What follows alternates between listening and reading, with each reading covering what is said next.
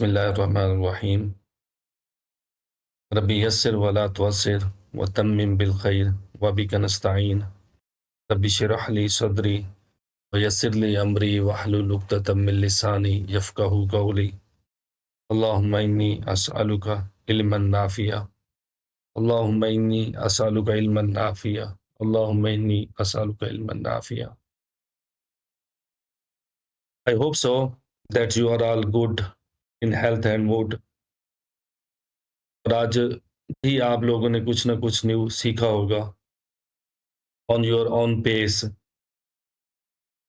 But last lecture के अंदर हम लोगों ने जावास्क्रिप्ट के ओरिजिन और कॉन्टेक्स्ट को देखा था कि ये क्या चीज़ है, इसको किसने बनाया था, क्यों बनाया था और इसके बनाने का फर्स्ट पर्पस क्या था। हर एक चीज़ जब बनती है तो उसका एक पर्पस होता है, but with the passage of time जब उसके ऊपर बहुत से लोग काम करते हैं और वो चीज़ एक कम्युनिटी से, एक मार्केट से निकल कर बहुत सारी कम्युनिटीज़ और मार्केट्स में जाती है, तो वहाँ की डिमांड्स के मुताबिक उसकी एवोल्यूशन होती रहती है।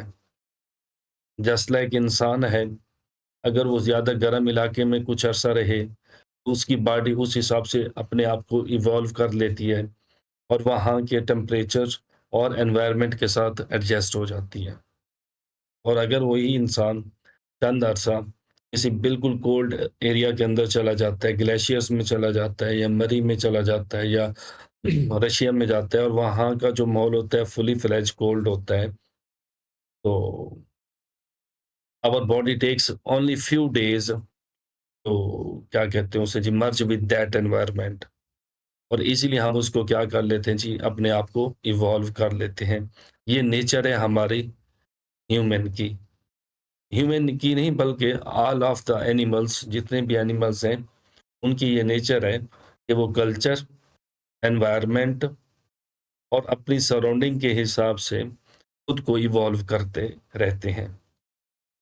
इसकी एक सबसे बड़ी मिसाल ये है कि जब हमारे सामने कोई ताकतवर इंसान खड़ा होता है, तो हमारी way of talking and behaviour जो होता है वो मुख्तलिफ होता है, ठीक है? और जो ही हमारे सामने कोई कमज़ोर इंसान खड़ा होता है, तो उस वक़्त हमारी वे ऑफ टॉकिंग और वे ऑफ कम्युनिकेशन बिल्कुल ही डिफरेंट होती है। इट मीन्स कि हम इवॉल्व कर रहे हैं according to our surrounding and things that interact with us. चाहे वो ह्यूमन है, चाहे वो मटेरियल थिंग्स हैं, चाहे वो एनिमल्स हैं, जो चीज़ भी है, तो हम उनके मुताबिक अपने बिहेवियर को, अपने एक्शंस को क्या करते हैं जी, क्या करते हैं जी? जल्दी बताइएगा, मोल्ड कर लेते हैं। तो इसको बोलते हैं मेटाफिज़िक्स की ज़बान के अंदर रिफ्लेक्सिव बिहेवियर, ठीक है? तो रिफ्लेक्सिव बिहेवियर अगर आप रखोगे, तो you can not be creative and if you keep creative behaviour, then you can access your subconscious mind. अगर आप जो लोग चाहते हो कि आप अपने सबकॉन्शियस माइंड को एक्सेस करो और उसको ट्रेन करो कि behave like a creative person, don't be reflexive, don't be irritate on everything that happen around me और यू, इसको आपने फोकस करना है। तो अगेन वापस आते हैं जेएस के ओरिजिन और कॉन्टेक्स्ट पर। 1995 के अंदर ब्रेंडन नायक नामी शख्स ने नेटस्केप कम्युनिकेशंस कॉरपोरेशन में उनके एक वेब ब्राउज़र नेटस्केप नेविगेटर 2.0 के लिए एक लाइट वेट स्क्रिप्टिंग लैंग्वेज लिखी थी, जिसका पहला नाम मौका था, फिर लाइव स्क्रिप्ट, फिर जावास्क्रिप्ट, फिर जे स्क्रिप्ट और अब इसका नाम, मॉडर्न नाम इसका एक्मास्क्रिप्ट है। एक्मास्क्रिप्ट एक स्टैंडर्ड है और जितने भी दुनिया के अंदर ब्राउज़र्स हैं जो जावास्क्रिप्ट को यूज़ करते हैं, तो उनके लिए मस्ट है कि वो इस स्टैंडर्ड को फॉलो करेंगे। आप इस स्टैंडर्ड के बारे में इनकी वेबसाइट के ऊपर जाकर स्टडी कर सकते हैं, ठीक है ना? साल इनका न्यू वर्ज़न आता है और उसके हिसाब से फिर ये वर्ज़न्स बनाते हैं। अभी जो चल रहा है वो ECMA आपके पास जून 2024 का वर्ज़न है। ये इसके आर्काइव्स हैं और ये 2011 से स्टार्ट हुए थे और इनमें जितनी अपडेट्स होती हैं, आप देखें उनकी पीडीएफ फाइल्स नीचे पड़ी हुई हैं। तो आप ये पीडीएफ फाइल्स डाउनलोड करके चेक कर सकते हैं कि जावास्क्रिप्ट के अंदर कौन-कौन से न्यू फीचर्स 2018 के अंदर ऐड किए गए थे। फिर 2024 और अभी करंट जो चल रहा है 2025। ठीक है जी। ये उसका 15th एडिशन कॉपीराइट नोटिस। आप इनमें से पीडीएफ डाउनलोड करें, कोई भी एक फाइल डाउनलोड करें, ठीक है? और इसमें देखें कि इस एडिशन 2023 के अंदर जावास्क्रिप्ट के अंदर कौन-कौन से फीचर्स को ऐड किया गया है, कौन-कौन से बग्स को रिज़ॉल्व किया गया है और कौन से प्रीवियस कोड को डेप्रिकेट किया गया है। यानी कि उसमें से कोई एक फीचर था जिसको रिमूव कर दिया, जिसका कोई यूज़ केस नहीं था इस जावास्क्रिप्ट के अंदर। तो नाउ जब भी आप बोलो तो ECMAScript बोलो। This standard defines the ECMAScript 2025 general purpose programming language. Kindly note that the normative copy is the HTML version. The PDF version has been produced generate a printable document. यानी कि इस ECMAScript की documentation आपको HTML की format में भी मिल सकती है और आप एज ए PDF भी उसे डाउनलोड कर सकते हो। बाकी इस पे मैं टाइम नहीं ज़ाया करता। आप खुद जाकर इसको रीड आई एम सॉरी आप खुद जाकर इसको रीड कर सकते हो। ठीक है जी। था हमारा थोड़ा बहुत इंट्रो ऑफ जावास्क्रिप्ट। अब हम लोगों ने लास्ट टाइम देखा था कि हमारे पास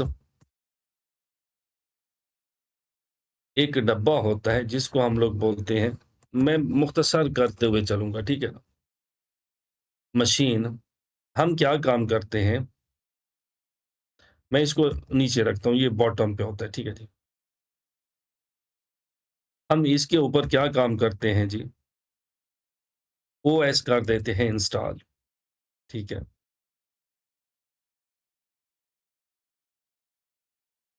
फिर ओएस के अंदर हमारे पास 2 चीज़ें शामिल होती हैं। मैं इसको इसके साथ अटैच करता हूँ ताकि आपको पता चले कि ये जो है ना, ये पार्ट ऑफ ओएस होते हैं, ठीक है जी। इसमें हमारे पास क्या होते हैं जी, सिस्टम, सॉफ्टवेयर्स और यूटिलिटी प्रोग्राम्स, ठीक है जी। सॉफ्टवेयर्स भी आप कह सकते हो। प्रोग्राम और सॉफ्टवेयर एक ही चीज़ होती है बेसिकली, आप इसको कन्फ्यूज़ इससे नहीं होइएगा, ठीक है। बट को प्रोग्राम्स एक सिंगल यूनिट हो सकता है और जो सॉफ्टवेयर होता है वो कॉम्बिनेशन ऑफ डिफरेंट यूनिट्स हो सकता है। ऐसा आप लोग इसको बोल सकते हो। फिर इसके ऊपर हम लोग क्या काम करते हैं जी, अपने एप्लीकेशन सॉफ्टवेयर्स को इंस्टॉल करते हैं। हर एप्लीकेशन सॉफ्टवेयर का अपना एक पर्पस होता है। अब गौर से यहाँ पर एक बात को समझिएगा। ऑपरेटिंग सिस्टम जनरल पर्पस होता है और ऑपरेटिंग सिस्टम के अंदर सिर्फ वही कोड रखा जाता है जो हमारी मशीन की हार्डवेयर को फंक्शनल बनाता है, ताकि हम उसका इस्तेमाल करते हुए किसी भी किस्म का सॉफ्टवेयर इंस्टॉल करके या किसी भी किस्म का हार्डवेयर अपनी मशीन के साथ अटैच करके कोई ख़ास किस्म का काम कर सकें, जो डायरेक्ट हम लोग पीसी या लैपटॉप से नहीं कर सकते। बाज़ औक़ात इन रियल लाइफ़ हमें ज़रूरत पड़ती है, हम बेसिकली एक काम मैं कर सकता हूँ बीइंग ह्यूमन, मेरे अंदर कैपेबिलिटी है, ठीक है ना? बट द क्वेश्चन इज़ मैं एट अ टाइम 10 काम नहीं कर सकता। या इसकी मिसाल, इसकी सबसे बेस्ट मिसाल मैं आपको देता हूँ। एक बंदा करता है एमबीबीएस, फिर एमबीबीएस करने के बाद एमबीबीएस बेसिकली ये जर्नल डिग्री होती है, वो स्पेशलाइज़ेशन करता है और वो स्पेशलाइज़ेशन किस में करता है? या वो स्टोमक डिज़ीज़ेज़ में करता है या वो हार्ट में करता है या वो चेस्ट में करता है या वो फिर नैरो सर्जन बनता है, ठीक है जी, या फिर वो क्लिनिकल साइकियाट्रिस्ट बनता है या वो जस्ट साइकियाट्रिस्ट बनता है, ठीक है जी। इसी तरीके से उसकी किसी न किसी एक सिंपल एक फील्ड के अंदर स्पेशलाइज़ेशन होती है। अब एक सर्जन है, ठीक है जी। अब सर्जन का काम है ऑपरेट करना। जब भी वो ऑपरेशन के लिए हमारे पास मरीज़ को लेकर जाते हैं, तो एक ख़ास किस्म का डॉक्टर होता है, जो कि मरीज़ को नशा देने आता है। उसको कोई ख़ास किस्म का नाम भी होता है, मुझे अभी भूला हुआ है। तो वो सर्जन खुद भी नशा लगा सकता है उसे मरीज़ को, बट वो नहीं लगाता। अब डॉक्टरी तो उसने सीखी, वो पूरा सिस्टम है, बट उसमें वो एक चीज़ के अंदर उसने स्पेशलाइज़ेशन की हुई है और वो ही काम कर सकता है। अब अगर उसे कोई और काम करवाना है मेरी बॉडी के अंदर, हार्ट का, मैं स्टोमक का, बीपी का इश्यू हो गया जी, उसके अलावा जी माइंड का इश्यू हो गया, कोई भी, तो वो फिर दूसरे हेल्पर डॉक्टर्स लेके आएगा थर्ड पार्टी हॉस्पिटल्स से। तो इसी लिहाज से ऑपरेटिंग सिस्टम भी स्पेशलाइज्ड सॉफ्टवेयर है, जो हमें इस काबिल बनाता है कि हम एक टास्क परफॉर्म कर सकें, और एक ही टास्क ऑपरेटिंग सिस्टम का यही है कि हार्डवेयर को मैनेज करना। अब हार्डवेयर को मैनेज करने का मकसद ये नहीं कि only it help different types of devices to communicate between them. उसमें मेमोरी एलोकेशन भी होती है, उसके अंदर फाइल सिस्टम भी होता है, उसके अंदर किस प्रोग्राम को किस वक़्त कैसे रन करना है वो चीज़ भी शामिल होती है। किस प्रोग्राम को कितनी मेमोरी देनी है, उसको मेमोरी से कब डिलीट करना है, जिसको गार्बेज कलेक्शन बोलते हैं। कौन-सी फ़ाइल क्रिएट कैसे होगी, सेव कैसे होगी। तो ये बेसिक किस्म के जितने जो जनरल पर्पस की चीज़ें होती हैं, वो ऑपरेटिंग सिस्टम में रखी जाती हैं। और वो रखने के बाद भी हमारे पास जो ऑपरेटिंग सिस्टम का साइज़ होता है, वो 3 जीबी तक हो जाता है, जो नॉर्मल विंडो ऑपरेटिंग सिस्टम हम लोग यूटिलाइज़ करते हैं। 2 पॉइंट समथिंग जीबी जो है ना, हमें डाउनलोड करना पड़ता है उसका। और अगर पूरी दुनिया के सॉफ्टवेयर्स और हार्डवेयर्स का कोड विंडो ऑपरेटिंग सिस्टम के अंदर रख दिया जाए, तो इसको तो टेराबाइट्स के अंदर स्टोरेज चाहिए। तो फिर जब आप इसको इंस्टॉल करोगे, तो आपको इस सिस्टम के पास 8 जीबी की रैम नहीं, फिर 64 जीबी की रैम होनी चाहिए और टेराबाइट्स के अंदर उसकी हार्ड ड्राइव होनी चाहिए। तो इसी वजह से ऑपरेटिंग सिस्टम को हल्का-फुल्का रखा गया है, ताकि ये सिस्टम को सँभाल सके। हाँ, उन्होंने ये उसके अंदर ऑप्शन रखी है कि आप कोई हार्डवेयर बनाते हो या कोई अपना काम करना चाहते हो, तो अपना प्रोग्राम लिखो विंडो ऑपरेटिंग सिस्टम के लिए, उसको इंस्टॉल करो, यूटिलाइज़ करो। तो अब हमने क्या करना है, हम यूज़ कर रहे हैं जावास्क्रिप्ट, ठीक है? तो यहाँ तक तो आपको बात की समझ आ गई ना, कुछ हमने चीज़ें रिपीट की हैं, ठीक है ना? ज़्यादा कोई इसमें लंबी-चौड़ी बात मैंने नहीं की। अब थोड़ा-सा जावास्क्रिप्ट को वसी करते हैं हम लोग। कैसे जी, आपको यहाँ से मैं आगे लेके चलूँ? सर एक सवाल करूँ? जावा जावास्क्रिप्ट, जी करें क्वेश्चन आप।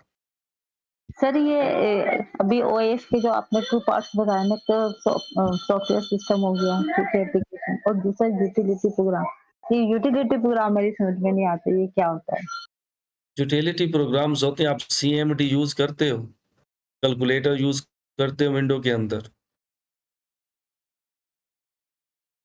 ये यूटिलिटी प्रोग्राम्स हैं।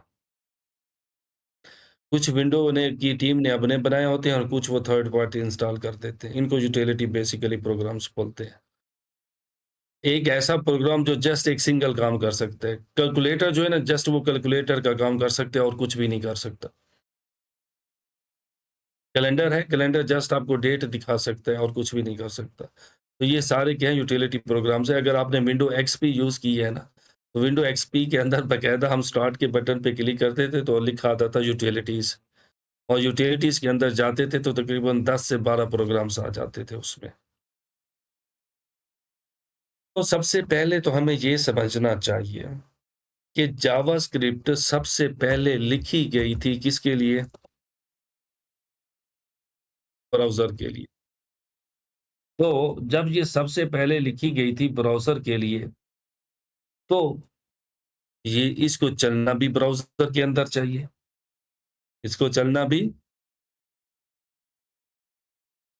ब्राउज़र के अंदर चाहिए ना, और कहीं ये नहीं चल सकती बगैर। क्योंकि शुरू के अंदर जो ये इसको बनाया गया था for JavaScript was build for browsers. ठीक है जी। नीचे मैं लिखता हूँ देयरफॉर एक और चीज़ का इज़ाफ़ा लिख दे up to 2009 it only runs inside browsers. बड़ी गौर से बात को सुनिएगा, ये बड़ी अहम बात है, किसी भी आपकी जेएस करी है। अब ब्राउज़र के अंदर अच्छा सबसे पहली चीज़, यहाँ से तो नॉलेज इतना है ना क्या करूँ मैं? ब्राउज़र क्या होता है, कोई बता सकते हैं आप में? जल्दी से कोई बता दे ब्राउज़र क्या है? Sir search engine.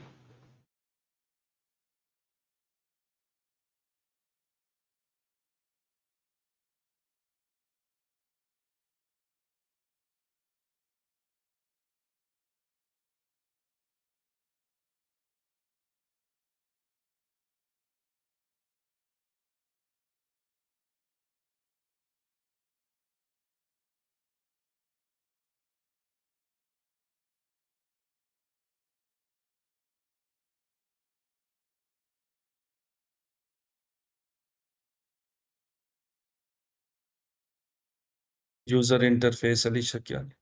और कोई बंदा बताए जी।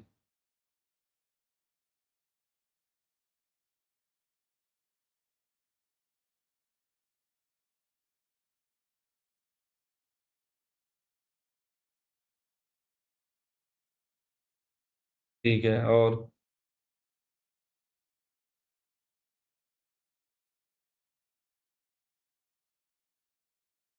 अच्छा, मैं आपको बताता हूँ जी, चलें कुछ लोग लिख रहे हैं, लिखने देने, मैं वेट कर लेता हूँ थोड़ा-सा। लिखें शाबाश, try your best.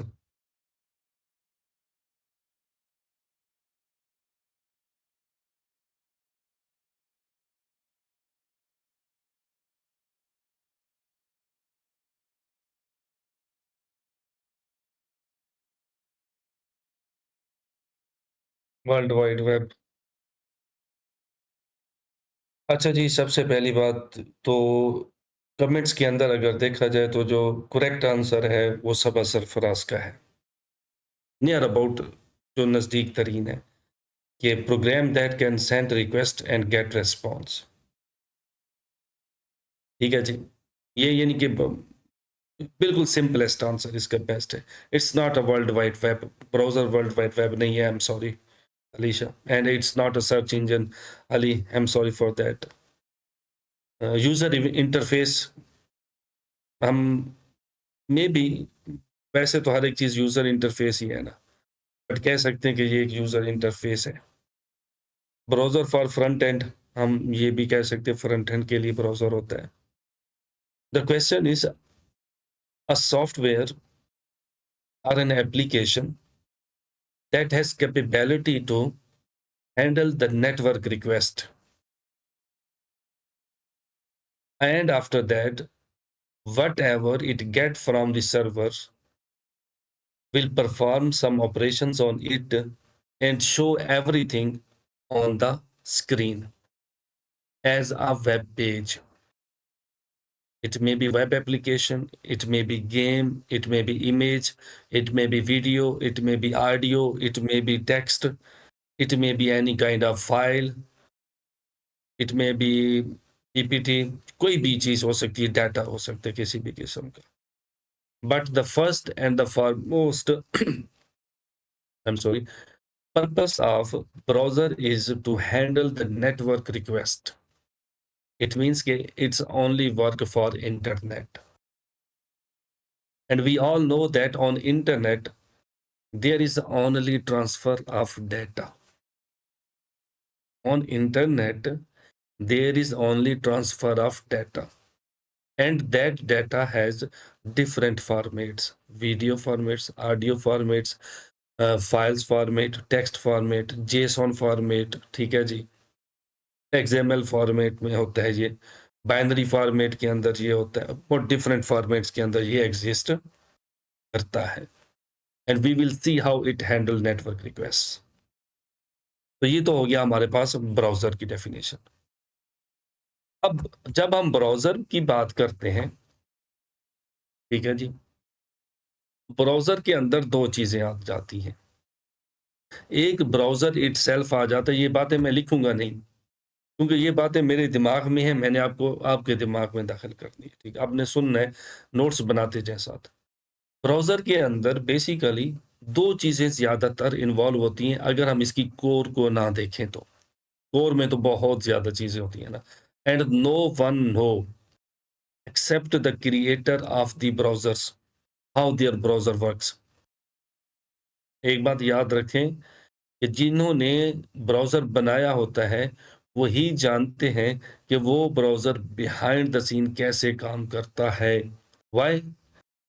Creating browser is a big business and Chrome has the most share of browser market in the market. 65% है मेरे ख्याल में, ये यूज़ होता है बहुत ज़्यादा क्रोम। और ये गूगल ने बनाया और गूगल की प्रोडक्ट है, तो इसी के ज़रिए वो मार्केटिंग करके पैसा कमाते हैं, वो एक अलग बात है हमारे पास। इसकी कोर दो चीज़ें होती हैं, एक ब्राउज़र इटसेल्फ, रिमेंबर बड़े गौर से सुनिएगा, एज़ ब्राउज़र इटसेल्फ एक बजाते खुद ब्राउज़र होता है, और इसके अंदर एक चीज़ खुलती है, उसको हम बोलते हैं वेब पेज। वेबसाइट नहीं बोलते, वेब पेज बोलते हैं बेसिकली। वेबसाइट तो होती है कलेक्शन ऑफ वेब पेजेस, और एक वक़्त के अंदर हम किसी वेबसाइट का सिर्फ़ एक पेज देख सकते हैं ब्राउज़र में, एक टैब के अंदर। अगर दूसरा पेज देखना है तो हमें अलग से टैब ओपन करनी पड़ेगी। अब ये जो टैब है, हम ओपन करते हैं, it's part of browser, it's not part of web page और वेबसाइट। उस टैब के अंदर जो चीज़ ओपन हुई है, उसे हम वेब पेज कहते हैं। अब यहीं से हमारे पास 2 चीज़ें आ गई। इसको लिख लें, हम जेएस के अंदर पढ़ेंगे। एक होती है बॉम, एक होती है डॉम। बॉम कहते हैं BOM, ब्राउज़र ऑब्जेक्ट मॉडल। ये जो ब्राउज़र ऑब्जेक्ट मॉडल है, इसकी मदद से हम लोग ब्राउज़र के लिए प्रोग्राम्स लिखते हैं, एक्सटेंशंस बनाते हैं, जो ब्राउज़र में चलती हैं। जस्ट लाइक अभी मैंने ये एक्सटेंशन की हुई है प्रिंट फ्रेंडली की, कि मैं कोई भी पेज PDF में प्रिंट कर सकता हूँ। एक ये मैंने वेपलाइज़र किया, ये मुझे बताता है कि कोई वेबसाइट किस-किस टेक्नोलॉजी से बनी हुई है। मैं अंदाज़ा लगा लेता हूँ, फिर हम क्लाइंट को कह देते हैं कि वो आपके जो कम्पेटिटर है, उसकी वेबसाइट ये टूल्स यूज़ कर रही है। हम भी करके आपके लिए बिल्ड कर सकते हैं। और यहाँ से नीचे देख सकते हैं कि और मैंने जेसॉन फॉर्मेटर ऐड किया हुआ है। बाकी भी देख सकते हैं, फिलहाल मेरे पास यही 3 है। ठीक है। आप स्क्रैपर्स बना सकते हो। आप अक्सर अगर आप लोगों में से किसी ने अमेज़न पे या द्राज पे या ईबे पे काम किया ड्रॉप शिपिंग का या प्रोडक्ट हंटिंग का, तो उनको पता होगा। इथेरियम आप लोग यूज़ करते हो प्रोडक्ट हंटिंग के लिए, वो एक्सटेंशंस ही होती हैं सारी की सारी। और अगर आप एक्सटेंशंस बनाने की तरफ जाते हो, तो फिर आपको जावास्क्रिप्ट का एक पार्ट आता है बॉम, ब्राउज़र ऑब्जेक्ट मॉडल, उसको स्टडी करना पड़ेगा। एक बात होगी आपके सामने, ठीक है जी। दूसरी वेब पेज है इसके अंदर, और वेब पेज के लिए जो जावास्क्रिप्ट का पार्ट यूज होता है, उसे हम बोलते हैं डॉम, डॉक्यूमेंट ऑब्जेक्ट मॉडल। अब यहीं से आप जावास्क्रिप्ट की एम्पायर आपकी खड़ी हो रही है। अब मैं हर चीज लिख नहीं सकता, टू बी ऑनेस्ट, ठीक है। चले मैं बता ही देता हूँ आपको, ठीक है जी। हमारे पास यहाँ पे क्या होता है जी, वेब पेज होता है, और उसके बाद हमारे पास क्या होती है जी, ब्राउजर विंडो होती है। इटसेल्फ की जगह मैंने विंडो का लफ्ज़ इस्तेमाल कर लिया है, क्योंकि बेस्ट विंडो का वर्ड है। बेस्ट किसका वर्ड है जी? विंडो का वर्ड है, ठीक है। अभी मेरे पास जो ब्राउज़र ओपन है ना क्रोम, उसकी एक विंडो ओपन है। एक विंडो ओपन है और 4 टैब्स ओपन हैं। ये टैब्स हैं जिनमें मुख्तलिफ़ किस्म की वेबसाइट्स मैंने ओपन की हुई हैं, ठीक है जी। और हर एक का एक-एक पेज मैंने ओपन किया हुआ है, तो वो वेब पेज कहलाता है। अब अगर मैं यहाँ पर इसको इस तरीके से कर दूं कि ब्राउजर एज ब्राउजर विंडो, ठीक है जी, और आगे मैं लिखता हूं browser window S R have tab 1, ठीक है जी, वो टैब 1 होगा उसके पास, टैब 2 होगा,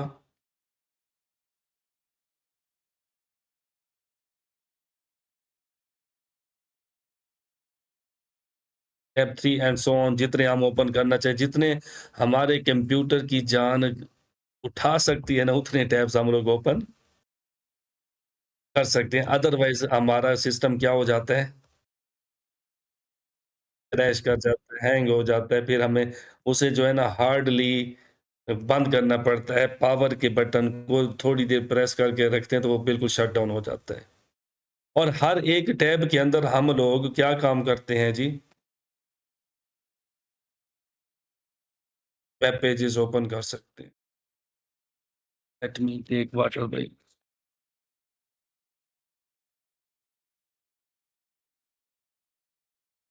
फायदा होता है इन टूल्स का, आपको याद दिलाते रहते हैं। वेब पेज, वेब पेज और वेब पेज यहाँ पर ओपन है। अब यहाँ पे क्वेश्चन ये है कि ये जो ब्राउज़र की विंडो है, जब हम इसको स्टडी करते हैं एज़ ए जेएस, कैसे स्टडी करते हैं एज़ ए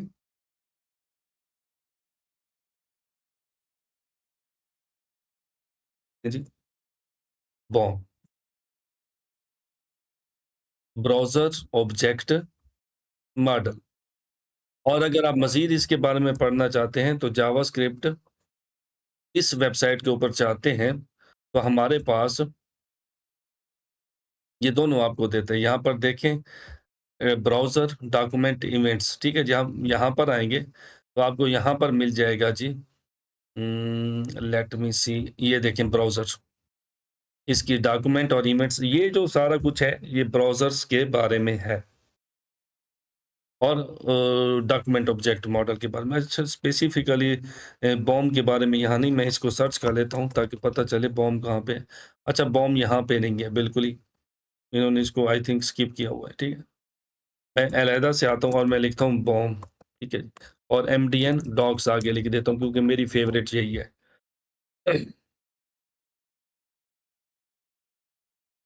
हाँ, mastering BOM and DOM essential web development tools 2, web development के बहुत बेहतरीन 2 टूल्स, यहाँ से आप लोग इसको लिब्रो से स्टडी कर सकते हो। यहाँ से बड़ी क्लियरली इन्होंने बताया हुआ है कि विंडो ऑब्जेक्ट क्या है, लोकेशन क्या है, हिस्ट्री ऑब्जेक्ट क्या है और each and everything.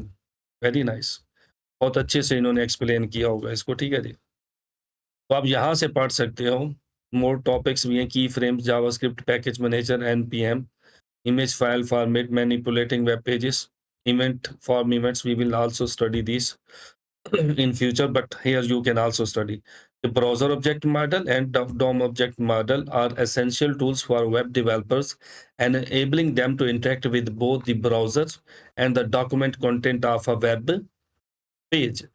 BOM allows access to browser-related functions like window management and history control, while the DOM focuses on manipulating the content structure and layout of HTML or XML document.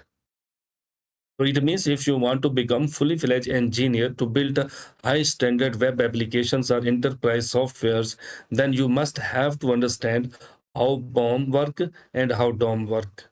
And how can we manipulate both of them?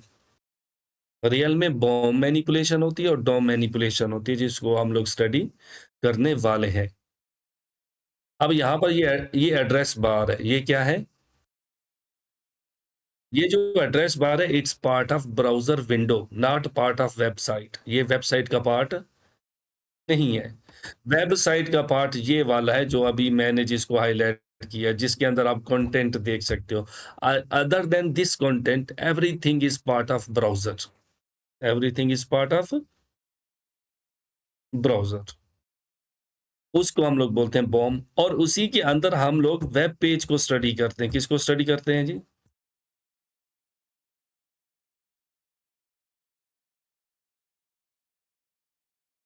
और जितने भी हमारे पास web pages होते हैं जो हम लोग study करते हैं, वो हमारे पास किस में आते हैं जी? डॉम में आते हैं। Document object model. और यहीं से डॉम को आगे एडवांस लेवल पर जाकर वर्चुअल डॉम के अंदर कन्वर्ट किया हुआ है रिएक्ट ने।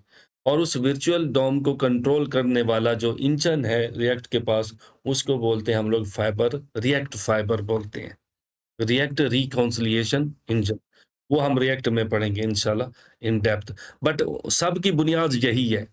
एंगुलर है, व्यू है, रिएक्ट है, जो चीज़ भी है, सबकी बुनियाद यही बॉम डॉम है। अगर आप ये अंडरस्टैंड कर लेते हैं, तो वहाँ तक जाने में आपको लोगों को बिल्कुल ही मुश्किल नहीं होगी। फिर आप कोई भी फ्रेमवर्क उठाओगे, लाइब्रेरी उठाओगे, उसको आप 3 से 2 घंटे के अंदर पढ़ के जो है ना सीख सकते हो। अब यहाँ तक आप लोगों को समझ आ गई कि मैं क्या आप लोगों को बताना चाहता हूँ। अब जी सर, आगे। ने हाँ, अभी नेक्स्ट अभी अभी आपके माइंड के अंदर क्वेश्चन नहीं आ रहे। आप मुझसे पूछ भी नहीं रहे हो क्वेश्चन, ठीक है ना? अच्छा, आज कौन-कौन से स्टूडेंट्स नहीं हैं हमारे साथ? एक आयना नहीं है, एक हमारे पास भाई आमिर नहीं है, उसके साथ एक हमारे पास क्या नाम है जी, भाई दानियाल नहीं है। एक दानियाल है, दूसरे दानियाल नहीं है, क्योंकि 2 दानियाल हैं हमारे पास, ठीक है?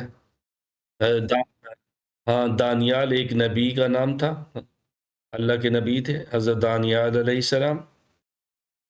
और ये बनी इसराइल में से थे। और ये ऐसे नबी थे जिन्होंने आप अलैहिस्सलातु वस्सलाम की पोर्ट्रेट बनाई थी, जिनका ज़िक्र बनी इसराइल के चंद स्क्रिप्चर्स के अंदर आता है। और एक सहाबी जिनका नाम अभी मैं याद नहीं कर पा रहा, उनका एक बस्ती के अंदर विज़िट हुआ था। तो वहाँ पर वो एक गिरजा के घर के अंदर गए थे। उन्हें एक पादरी मिला था और उन्होंने पूछा, "आप कहाँ से आए हो?" तो उन्होंने बताया कि मैं मदीना से आया हूँ।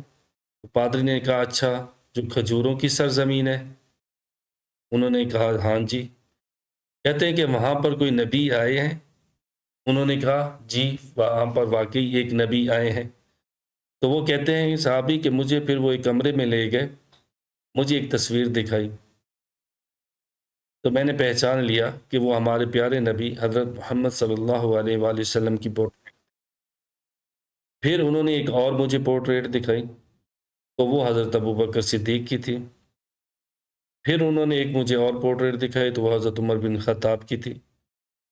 तो उस पादरी ने बताया कि ये आखिरी नबी हैं, मोहम्मद। और उनके बाद जो उनके पहले खलीफा बनेंगे, वो अबू बकर सिद्दीक़ बनेंगे। अब इसमें एक अलहदा राय है मुख्तलिफ़ सेक्टिज़म की, मैं उसकी तरफ नहीं जा रहा। मैं जस्ट आपको एक रेफ़रेंस कोट करके दे रहा हूँ।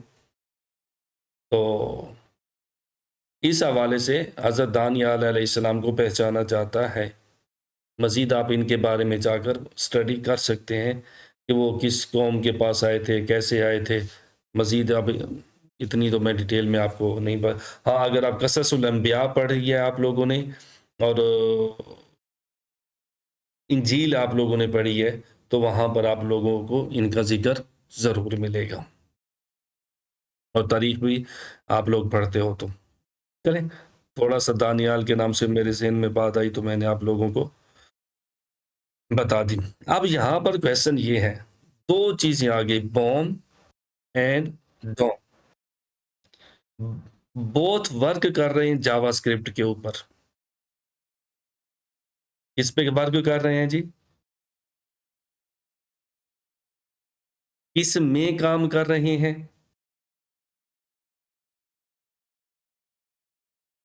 नहीं, नहीं, ब्राउज़र में। थोड़ा-सा आप मेरे साथ चलिएगा, मैंने आप लोगों को पूरा जो है ना माइंडसेट बिल्ड करना है कि आप लोगों ने टूल्स और हर एक चीज़ को समझना कैसे है।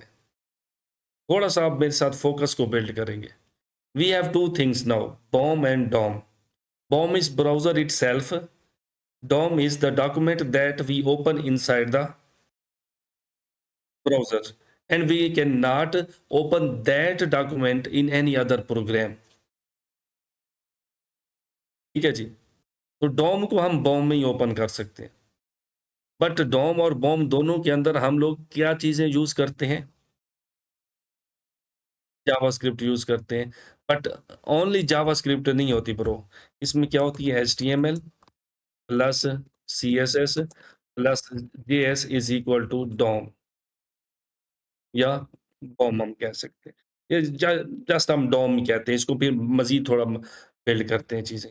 जब ये 3 चीज़ें बनती हैं तो एक डॉक्यूमेंट ऑब्जेक्ट मॉडल हमारे पास बन जाता है जिसके अंदर 3 चीज़ें शामिल होती हैं।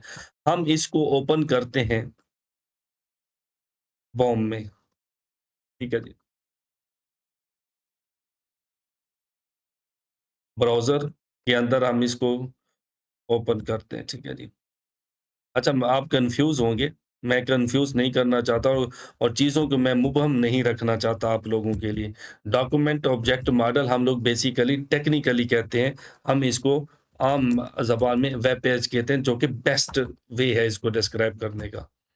और बॉम को हम लोग क्या कहते हैं जी ब्राउज़र कहते हैं।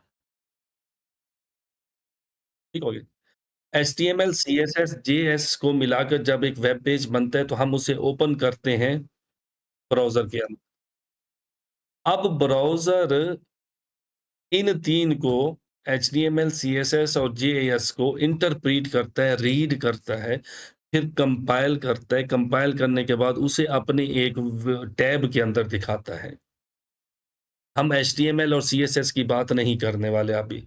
अब एचटीएमएल को जो दिखाता है ना, बेसिकली वो डॉम है। वो क्या है जी आपका? हाँ, डॉम बेसिकली आपका एचटीएमएल होता है। बट इस डॉम के अंदर जो होती है ना जावास्क्रिप्ट होती है, ये हमने बात की थी, ठीक है ना? ठीक है। अब इसको हमारे पास जब डॉक्यूमेंट ऑब्जेक्ट मॉडल है, एचटीएमएल है, हमारे पास बेसिक स्ट्रक्चर है, उसमें जावास्क्रिप्ट है, एनिमेशन ऐड करती है या क्लिक ऐड करती है हमारे पास या पॉपअप्स ऐड करती है या सर्वर से डाटा फेच करके लाती है जेएक्स के ज़रिए, वो जेएस का काम है। उसको मैंने ब्राउज़र के अंदर ओपन किया है। हम ना सीएसएस को देखेंगे फिलहाल ना एचटीएमएल को देखेंगे। हम देखेंगे कि how browser read JS and interpret. हमारा असल सवाल क्या बनता है?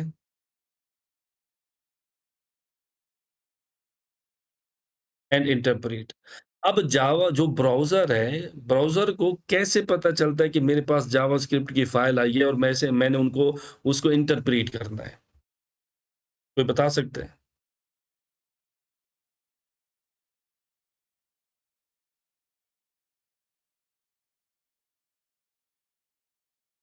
वही ना। अब मैंने एक वेब पेज ओपन किया, उसके अंदर जावास्क्रिप्ट लिखी हुई है, उसके अंदर जावास्क्रिप्ट लिखी हुई है। वो जावास्क्रिप्ट जब ब्राउज़र के अंदर आती है, तो ब्राउज़र को कैसे पता चलता है कि मैंने इसे कैसे रीड करना है?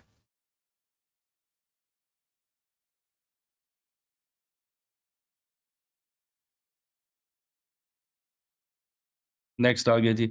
अच्छा ये बात बताओ, अगर आपको मैं बोलूँ "Sta non parlarde" क्या बोलूँ? "Sta non parlarde" आप इसका जवाब दे सकते हो? अगर कोई पश्तो वाला है तो नहीं बोलेगा। नहीं, आप नहीं बता सकते हो। आप क्यों नहीं बता सकते हो? व्हाई? क्योंकि आपके अंदर दिमाग में वो प्रोग्राम ही अभी नहीं है जो इसको इंटरप्रेट कर सके। यानी कि you must have a program in your mind to understand and interpret anything that is completely new for you. स्तानों पलार्दे कहते हैं कि आपके वालिद का नाम क्या है? आपके वालिद का नाम क्या है? तो जावास्क्रिप्ट जब हम ब्राउज़र को देते हैं तो ब्राउज़र इटसेल्फ नहीं समझ सकता उसको, उसको भी इंटरप्रेटर चाहिए। क्या चाहिए? अब इंटरप्रेटर क्या होता है? Interpreter is a program that read a code line by line. Interpreter एक प्रोग्राम होता है जो किसी कोड को एग्जीक्यूट और रीड करता है लाइन बाय लाइन। क्या करता है? पहले first line, second, third, fourth, fifth इस तरीके से रीड करते हुए आगे चलेगा। अब क्रोम के अंदर हम जो ब्राउज़र देख रहे हैं वो क्रोम है, सर हर बल्कि चीज़ मैं ही लाइन बाय लाइन नहीं होती। जी? हर चीज़ ही लाइन बाय लाइन ही नहीं पढ़ी जाती। अब इसके अंदर कॉन्सेप्ट हमारा कंपाइलर की तरफ चला जाएगा। आपके पास जितनी भी फाइल्स जो आप इंस्टॉल जैसे नोड.जेएस आपने डाउनलोड किया और उसको इंस्टॉल किया। आपने जो डाउनलोड की थी उसकी एक्सी फाइल डाउनलोड की थी। क्या फाइल डाउनलोड की थी उसकी? एक्सी फाइल डाउनलोड की थी। ये जो एक्सी फाइल आप डाउनलोड करते हो इट्स कंपाइल्ड। ये क्या है? और ये लाइन बाय लाइन नहीं चलती।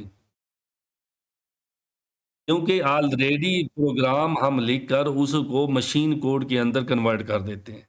किसमें कन्वर्ट कर देते हैं जी? जो इंटरप्रेटर होता है वो ऑन द फ्लाई यानी कि ड्यूरिंग रन टाइम इसी प्रोग्राम को मशीन कोड में कन्वर्ट करता है। इसकी मैं मिसाल ऐसे देता हूँ कि आप को क्या किया जाता है, एक स्पीच बंदा करने आता है स्टेज के ऊपर इंग्लिश के अंदर, उसकी ट्रांसलेशन लिखकर आपको पहले आपके सामने रखी होती है। इसको बोलते हैं कंपाइल्ड। इसको क्या बोलते हैं? और जब आपके सामने ना रखी हो, उधर से बंदा बोल रहा हो और साथ खड़ा बंदा उसकी ट्रांसलेशन कर रहा हो लाइन बाय लाइन की, उसे बोलते हैं इंटरप्रेटर रन टाइम पे। ठीक हो गया जी। अब आपको कंपाइलर की और इंटरप्रेटर की समझ आ गई होगी कि interpreter on fly during run time सारे टास्क परफॉर्म करता है। पहले से वो किसी चीज़ को कंपाइल्ड करके नहीं रखता। इस वजह से जितनी भी कंपाइल्ड लैंग्वेजेज़ हैं वो फास्ट होती हैं और जितनी भी इंटरप्रेटर लैंग्वेजेज़ होती हैं वो स्लो होती हैं। C plus plus compiled language है और दुनिया की फास्टेस्ट तरीन लैंग्वेज सी प्लस प्लस है। जहाँ तक मैंने इसके बेंचमार्क टेस्ट पढ़े हैं ना, सी प्लस प्लस जो है ना वो फ़ास्ट है। अब जो सी प्लस प्लस को कम्पीट करने के लिए आई है, वो हमारे पास रस्ट है, ठीक है? वो भी कंपाइल्ड लैंग्वेज है। उन पे भी टाइम मिला तो कभी थोड़ा-सा डिस्कस करेंगे। फिलहाल हमारा जो फ़ोकस है ना वो इंटरप्रेटर है। क्या है जी?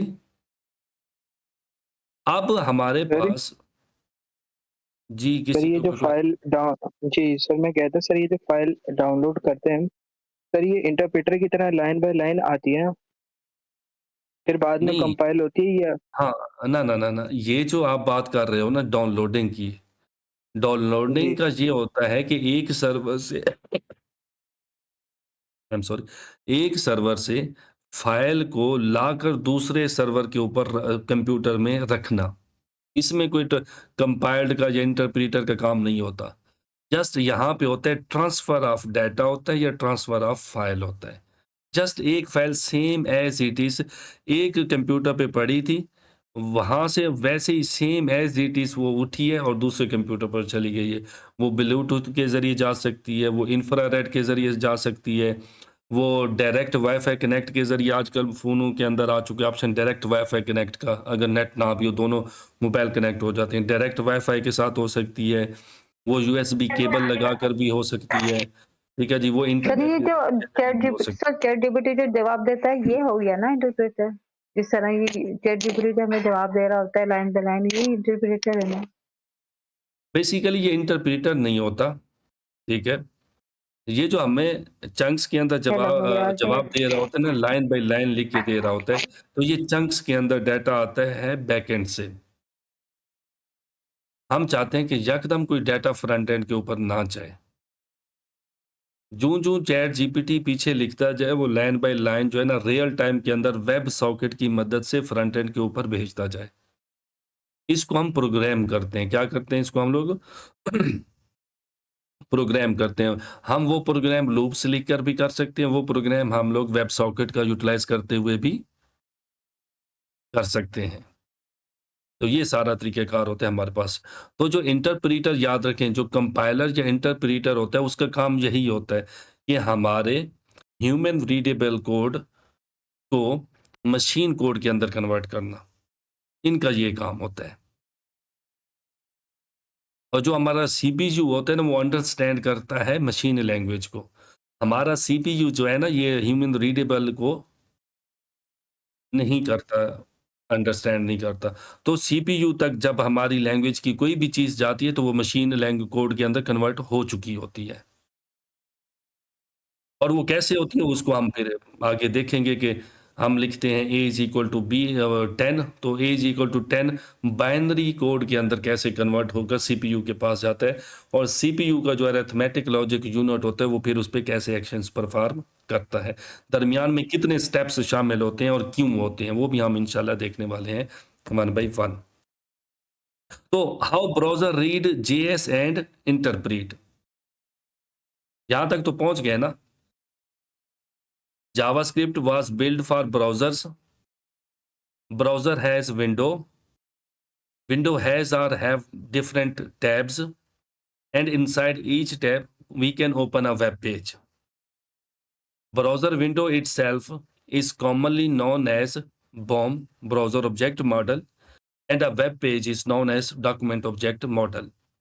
Inside that document object model, we use JavaScript to manipulate the document itself. Web page को मैनिपुलेट करने के लिए हम जावास्क्रिप्ट को यूटिलाइज करते हैं। वो किसी भी किस्म की मैनिपुलेशन हो सकती है। It means JavaScript is used to add interactivity to the DOM. ठीक हो गया जी। And when that DOM, I mean web page, open inside the browser, now it's the duty of browser first read HTML, then read CSS, and then comes the part of JavaScript. ये hierarchy है। ये क्या है? Hierarchy है कि browser first will read HTML and render it on the web page. After that, browser read CSS and make our web page beautiful. Just like our respected क्या कहते हैं, ladies do some makeup things. ठीक है जी, ये CSS है हमारी। And after that JS to add interactivity like animations, how data transfer from server to client. कोई भी रिक्वेस्ट जब बैकएंड पे जाती है थ्रू जावास्क्रिप्ट, तो वो पेज लोड होने के बाद ही जाती है हमारे पास। तो फर्स्ट HTML लोड होती है, फिर CSS लोड होती है, उसके बाद जावास्क्रिप्ट। जब जावास्क्रिप्ट लोड होती है, तो उस वक़्त क्या होता है? अब यहाँ पर एक और बात भी मद्देनज़र रखें। ये जो हमारा कोड होता है ना, दिस पार्ट ऑफ कोड, ये वाला, ठीक है? ये हमारे पास नहीं पड़ा होता, ये सर्वर पे पड़ा होता है। कहाँ पे पड़ा होता है जी? सर्वर पे, ठीक है? और ये कोड क्या करता है, ब्राउज़र के पास जब आता है, तो ये कैसे आता है, कौन बताएगा? जल्दी करें जी।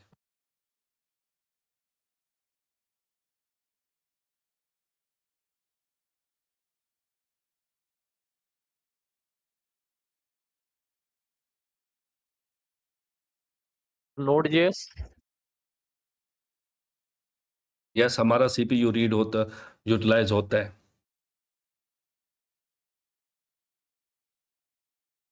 अच्छा, API के ज़रिए। Good, good answer Mubashir Saeed, ठीक है।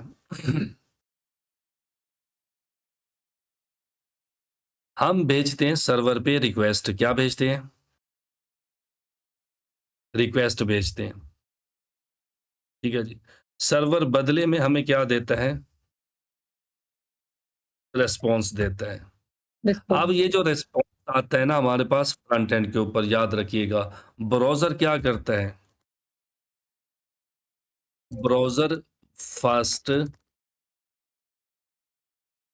Download files inside memory.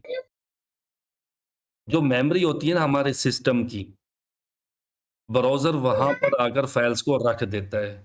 क्या करता है? वहाँ पर आकर फाइल्स को रख देता है, फिर जाके उसे रीड करता है। मैं आपको दिखाता भी हूँ अभी, थोड़ा बहुत रियल में आप लोगों को चीज़ें दिखाऊँ भी सही। मैं आता हूँ एनवेटो पे, ठीक है जी, क्योंकि यहाँ पे स्टैटिक चीज़ें होती हैं, तो हम आसानी से अंडरस्टैंड कर सकते हैं यहाँ पर। मैं यहाँ पर आता हूँ और मैं आता हूँ जी वेब पे, वेब टेम्पलेट्स पे, ठीक है? ये थोड़ा सर्च कर रहा है, ठीक है, होने दें इसे। और मैं यहाँ पे लिख देता हूँ जी पोर्टफोलियो।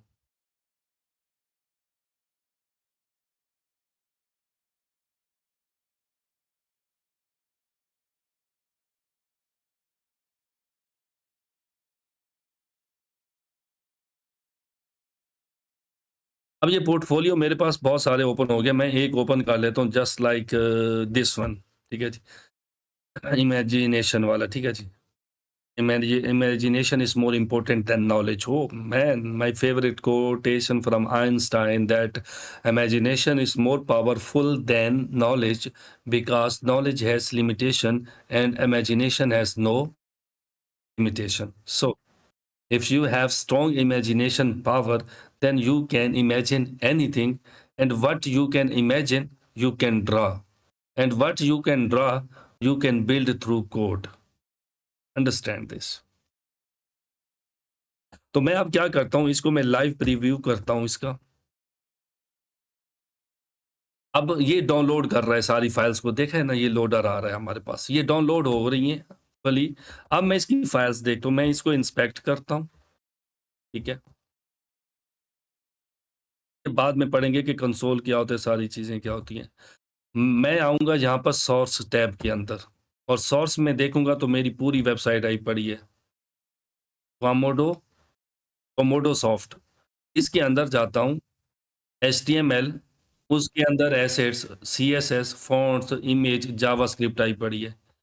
जावास्क्रिप्ट ओपन करता हूँ तो प्लगइन्स और main.js का सारा कोड आया पड़ा है इसके अंदर।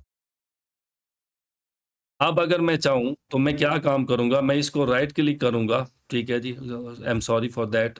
मैं इस फाइल पे राइट क्लिक करूँगा और इसको अपने सिस्टम में सेव एज़ कर लूँगा। क्या कर लूँगा?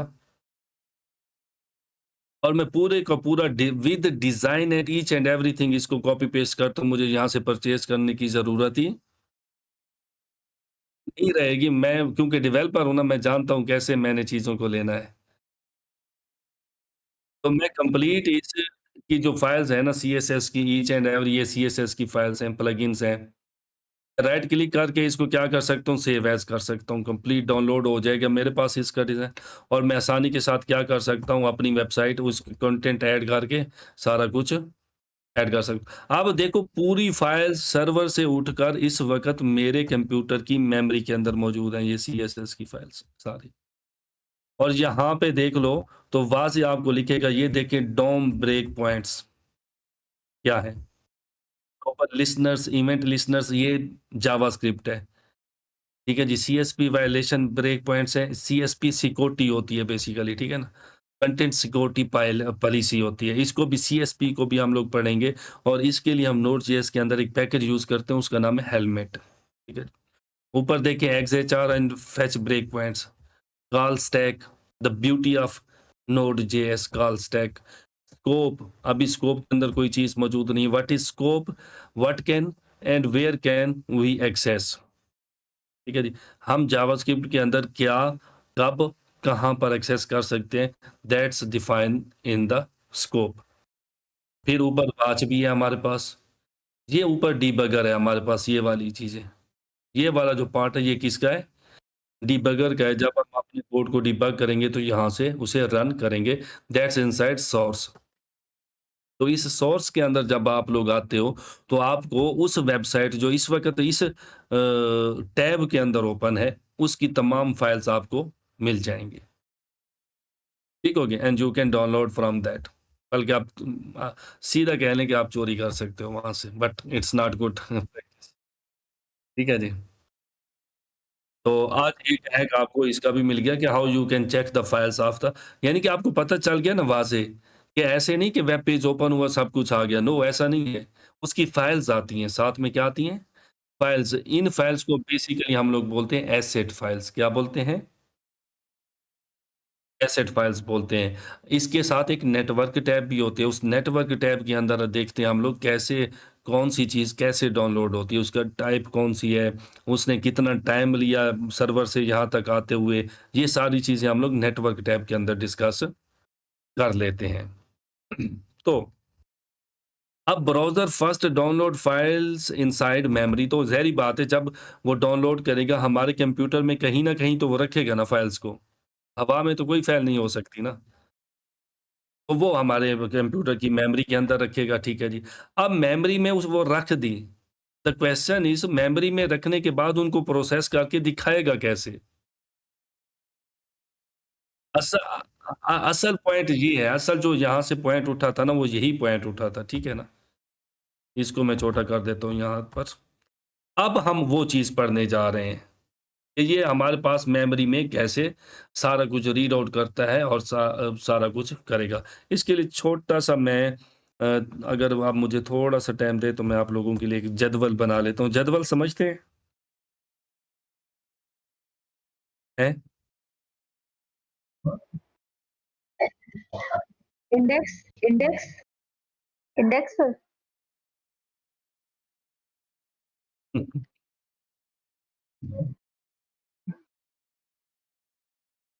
पूरा टाइम टेबल सर। नहीं इंडेक्स हाँ। होता है, अच्छा, आप इंडेक्स लोगों ने कहलाता है मेरा ख्याल। नहीं, आप लोगों ने केमिस्ट्री पढ़ी है, वहाँ पे आपने पीरियोडिक टेबल पढ़ा था, उसको क्या बोलते थे हम लोग उर्दू में? जदवल ही बोलते थे ना, मेबी आप मज़ीद आपने केमिस्ट्री उर्दू में ना ये नहीं पढ़ी होगी ना? तो टेबल को ही बेसिकली जदवल बोलते हैं हम लोग। टेबल को तो सर पहाड़े नहीं कहते। हाँ, हाँ, ये आपका अच्छा जो है ना, अच्छी बात आपने की है टेबल, लेकिन उसके साथ हम लोग मैथ्स टेबल बोलते हैं, जस्ट टेबल नहीं बोलते। वैसे टेबल मेज़ को भी हम लोग बोलते हैं, ठीक है ना? ठीक है ना? तो यहाँ पर हम लोग ऐसा करते हैं, इस तरीके से मैं बना लेता हूँ। तो यहाँ से आप अंदाज़ा लगा लें वर्सेटैलिटी का कि एक वर्ड के कितने मीनिंग हो सकते हैं इंग्लिश के अंदर, और इंग्लिश सबसे ज़्यादा कन्फ्यूज़्ड लैंग्वेज इंग्लिश है, ठीक है ना? ये मैं नहीं कहता, बल्कि खुद अंग्रेज़ ये कहते हैं कि द मोस्ट कन्फ्यूज़्ड लैंग्वेज जो है ना, वो अंग्रेज़ी है। अब नेक्स्ट हम लोग चलते हैं जी। यहाँ पर मैं थोड़ा-सा इसको देंगे, मैं ज़रा स्केच इसका बना लूँ ताकि आप लोग आसानी के साथ इसे समझ सको।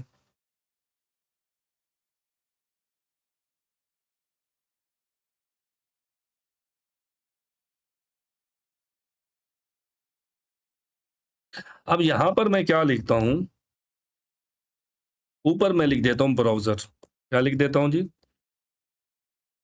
ठीक हो ब्राउज़र गया जी। और इसके नीचे मैं लिख देता हूँ जी इंटरप्रेटर, कि हर ब्राउज़र के पास कौन-सा इंटरप्रेटर होता है जो जावास्क्रिप्ट के कोड को अंडरस्टैंड करके रन करता है। अगर वो चीज़ उससे निकाल ली जाए तो जावास्क्रिप्ट उस ब्राउज़र के अंदर चल ही नहीं सकती। हम सबसे पहले चलते हैं जी क्रोम के पास, और क्रोम में जो हमारे पास इंटरप्रेटर होता है, उसको हम लोग बोलते हैं V8 इंजन, ठीक है जी।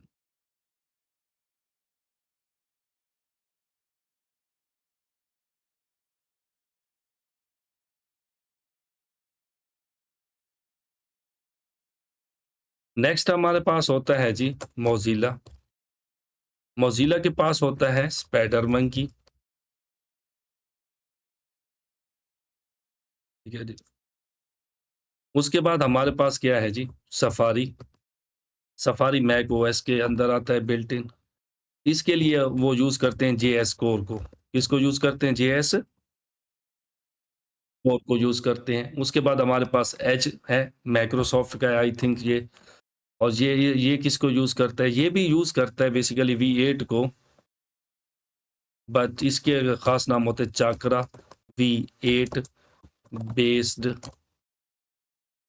इंजन, ठीक है? और उसके बाद हमारे पास जो पॉपुलर है वो क्या है जी? ओपेरा। यूसी ब्राउज़र भी है, आपके पास जी ब्रेव ब्राउज़र भी है, और बहुत सारे ब्राउज़र हैं, सैकड़ों ब्राउज़र हैं आपके पास, ठीक है? नियर अबाउट मैंने लास्ट टाइम स्टडी किया था इसको, नियर अबाउट 500 ब्राउज़र्स हैं इस दुनिया के अंदर। कितने? कुछ प्राइवेट हैं, कुछ प्राइवेट हैं, कुछ पब्लिक हैं। और ओपेरा भी V8 इंजन यूज़ करते हैं हमारा। अब हर ब्राउज़र के अंदर ये प्रोग्राम्स आते हैं जिनको इंटरप्रेटर्स बोलते हैं। इनका काम होता है जावास्क्रिप्ट के कोड को रन करने का। अब कितने स्टेप्स में ये रन करते हैं वो स्टेप्स अलग बात है। प्रोफाइलर क्या होता है हमारे पास, JIT क्या होता है, AST क्या होता है हमारे पास, पार्सर क्या होता है हमारे पास, इसको भी हम लोग देखने वाले हैं with the passage of time. ठीक हो गया जी। यहाँ तक किसी का कोई क्वेश्चन के जावास्क्रिप्ट ब्राउज़र में आ चुकी है, वेब पेज में भी आ चुकी है, हमने समझ लिया कि ब्राउज़र में ये रन हो रही है। ठीक हो गया? और ये रन होती कैसे और कौन इसे रन करता है?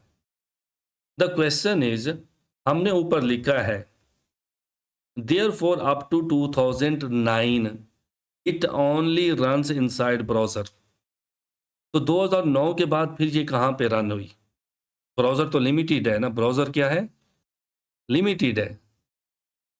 ठीक है, तो फिर क्या हुआ कि बिल्ली पिंजरे से, या क्या कहते हैं, उससे बहर आई और वो छा गई। ये कहावत कौन सी है? आप मुझे को बता दें। उर्दू तो पढ़ते हैं ना आप लोग? सर वो है ना, ज़रबुल मसूल। उर्दू प्रोवर्ब, उर्दू है लेकिन इंग्लिश ज़्यादा पढ़ते हैं। प्रोवर्ब अच्छा कहलाते हैं सर जुनैद ये। भाई, अगर आप न्यू है ना, प्रीवियस लेक्चर्स जाकर देख लें, बिल्ली थैले से निकल आई। That's great. अच्छा जुनैद भाई, आई थिंक कि आपको इसकी स्ट्रक्चर से पता चल गया होगा कि रोड मैप है, तो हम बड़े स्ट्रक्चर वे से JS को ब्राउज़र पर्सपेक्टिव के हिसाब से और हर हिसाब से पढ़ रहे हैं। और विदाउट रोड मैप और विदाउट माइंडसेट इस तरह स्टडी नहीं हो सकती। It's my short answer. बाकी आप प्रीवियस सेशंस जो है ना प्रोग्रामिंग कम्युनिटीज़ पर जाकर देख सकते हैं। अगर आपको पसंद आए तो walk with us. If you want to run, find your another team. We are walker. ठीक है। अच्छा जी, यहाँ तक हम लोग पहुँच चुके हैं। और ये कहाँ तक जी? 2009 तक हुई बात। अब 2009 के बाद बिल्ली जो है ना थैले से बाहर आई और Node.js बिल्ड हुआ। क्या बिल्ड हुआ जी? इसको मैं बड़ा कर देता हूँ क्योंकि इंडस्ट्री को चमकाया इसी ने। और जिस बंदे ने बिल्ड किया उसका नाम क्या था? रायन दाल। इनके नाम ऐसे होते हैं, अगर प्रोनाउंस गलत भी हो जाए तो खैर है, कोई गुनाह नहीं होने वाला हमें। क्योंकि वो खुद जब एक दूसरे के नाम प्रोनाउंस करते हैं ना, वो यही बात करते हैं। ठीक है ना? एक दूसरे के नहीं रायन सर, दाल वो ने जब हमारे Node.js। नहीं नहीं सर, वो हमारे जब नाम प्रोनाउंस करते हैं ना, तो जिस तरह हम वो कहते हैं ना, तो बड़ी हंसी आती है। अगर हम बोलेंगे ना अब्दुल्ला, तो बोलेंगे अब्दुल्ला। हाँ, ये है। चलें जी, 2009 में बिल्ली थैले से बाहर आ गई। मैंने नहीं कहा भाई, ये सबा ने कहा है। ठीक है। और फिर ब्राउज़र से निकलकर जो जावास्क्रिप्ट है वो विंडो ऑपरेटिंग सिस्टम, लिनक्स और हर जगह यूज़ होना स्टार्ट हो गई। अब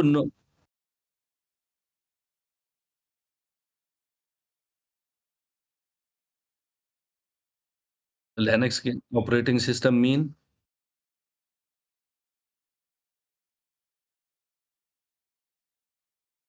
यह ज़ाहिर बात है, क्योंकि ये जो Node.js है ना, ये कंपाइल्ड नहीं है, ये रन टाइम है।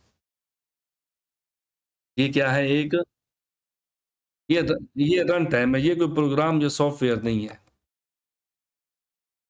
ये आप लोग जाकर चेक कर लीजिएगा कि रन टाइम में, कंपाइल्ड सॉफ्टवेयर में और इनमें क्या फ़र्क होता है। आप मज़ीद स्टडी कर सकते हैं। ठीक है जी। और इसको रन टाइम क्यों कहता हूँ? ये एक रन टाइम है, ये इसको कहीं पे भी आप इंस्टॉल करके रन कर सकते हो। अब तो ये smart watches, IoT devices, robots, आपके जी क्लाउड सिस्टम्स के अंदर, आपके हर लैपटॉप के अंदर, यानी कि मैंने आपको बताया ना, दुनिया के अंदर 1.2 बिलियन वेबसाइट्स हैं, जस्ट वेबसाइट्स। उनमें और दुनिया में हर इस्तेमाल होने वाला सॉफ्टवेयर, उसमें जावास्क्रिप्ट इस्तेमाल हो रही है। तो इसका इतना बड़ा इकोसिस्टम है, अगर आप इसे अच्छे तरीके से समझकर इंडस्ट्री में इन हो जाएँ, तो आपको कोई नहीं ब्रेक कर सकता। अगर आपके पास डेस्कटॉप का काम नहीं आएगा तो एंड्रॉयड का कर लो, एंड्रॉयड का नहीं आया तो वेब ऐप का कर लो, वेब ऐप का नहीं आया तो स्मार्ट वॉच का कर लो, उसका भी नहीं आया तो किसी कंपनी के किसी सिस्टम को मेंटेन करना स्टार्ट कर दो। तो it's has a huge ecosystem in the industry, ठीक है ना? बाकी किसी लैंग्वेज में इतनी पावर नहीं है, टू बी ऑनेस्ट। और ये कहा जाता है कि ये हर साल डेवलपर्स की मोस्ट फेवरेट लैंग्वेज जो रही है ना, वो जावास्क्रिप्ट रही है। सर पाइथन भी नहीं है? पाइथन भी नहीं है। फिर पाइथन को मदर लैंग्वेज क्यों कहा जाता है? पाइथन मदर लैंग्वेज नहीं है, मदर लैंग्वेज C++ है। फिर मैंने तो पाइथन लिखी C++ ने थी ना। अच्छा, पता नहीं वो लिवेंडर था कि क्या था जिसने लिखी थी पाइथन, उसका नाम भी आसान सा है, भूल जाते हैं इनके नाम भी। तो Node.js 2009 के अंदर आया और फिर वहाँ से हम लोग क्या काम करते हैं, Node.js को डाउनलोड करते हैं, अपने लैपटॉप में इंस्टॉल करते हैं और जावास्क्रिप्ट को रन करना स्टार्ट कर देते हैं। यानी कि हम जावास्क्रिप्ट को इंस्टॉल किए बगैर अपने सिस्टम पे Node.js की मदद से रन कर सकते हैं। ठीक हो गया जी? ये मैंने आपको कहा था कि आपने Node.js को इंस्टॉल कर लेना है और VS कोड को इंस्टॉल कर लेना है और किसको करना है जी? गिट को। तो प्री रिक्विजिट्स की तरफ आते हैं जी।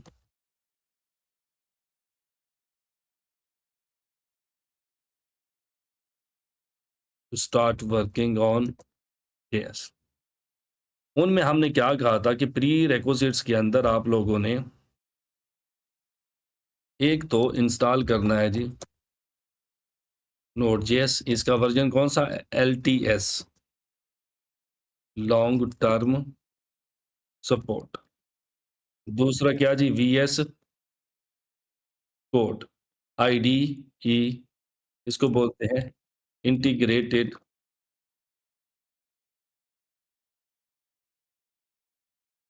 एनवायरनमेंट। और गिट, VCS,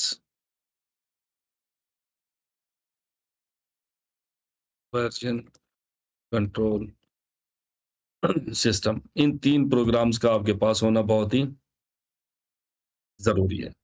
ये आपने इंस्टॉल कर लिए। अब हम चलते हैं जी फर्स्ट प्रोग्राम Node.js पर। ठीक है जी। जब आप Node.js इंस्टॉल करते हो तो आपके पास 3 चीज़ें आती हैं। कितनी जी? 3 चीज़ें आती हैं। एक आती है आपके पास नोड रन टाइम। क्या आती है जी? Run time. एक आपके पास आती है जी npm, पैकेज मैनेजर। और एक आपके पास आता है नोड रेपल। क्या आता है जी? नोड रेपल आता है।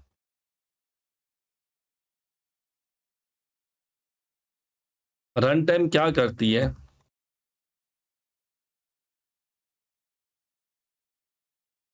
Execute JS files. सारी बात है, जब ये JS फाइल्स को एग्जीक्यूट करती है तो JS फाइल के अंदर जावास्क्रिप्ट होती है और उसको ये पार्स करती है। उसको क्या करती है? पार्स करती है।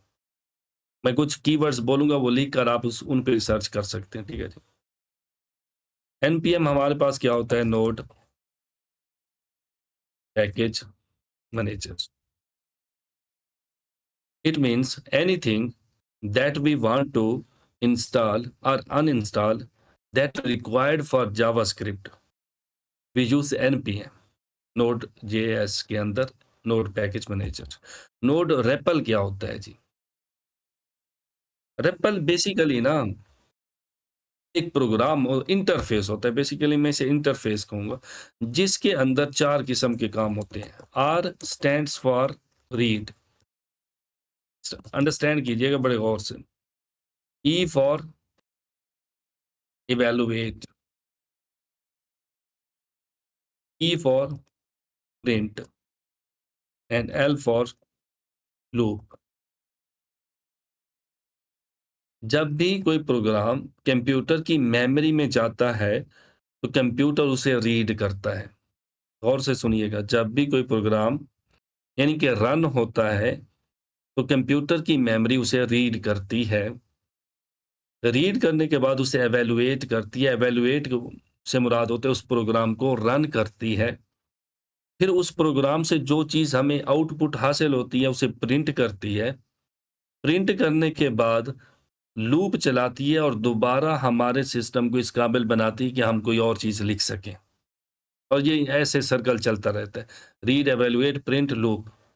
लूप ही इसको ये कैपेबल बनाती है कि हम बार-बार प्रोग्राम लिखकर चलाते रहें, उसका रिज़ल्ट लेते रहें, चलाते रहें, उसका रिज़ल्ट लेते रहें।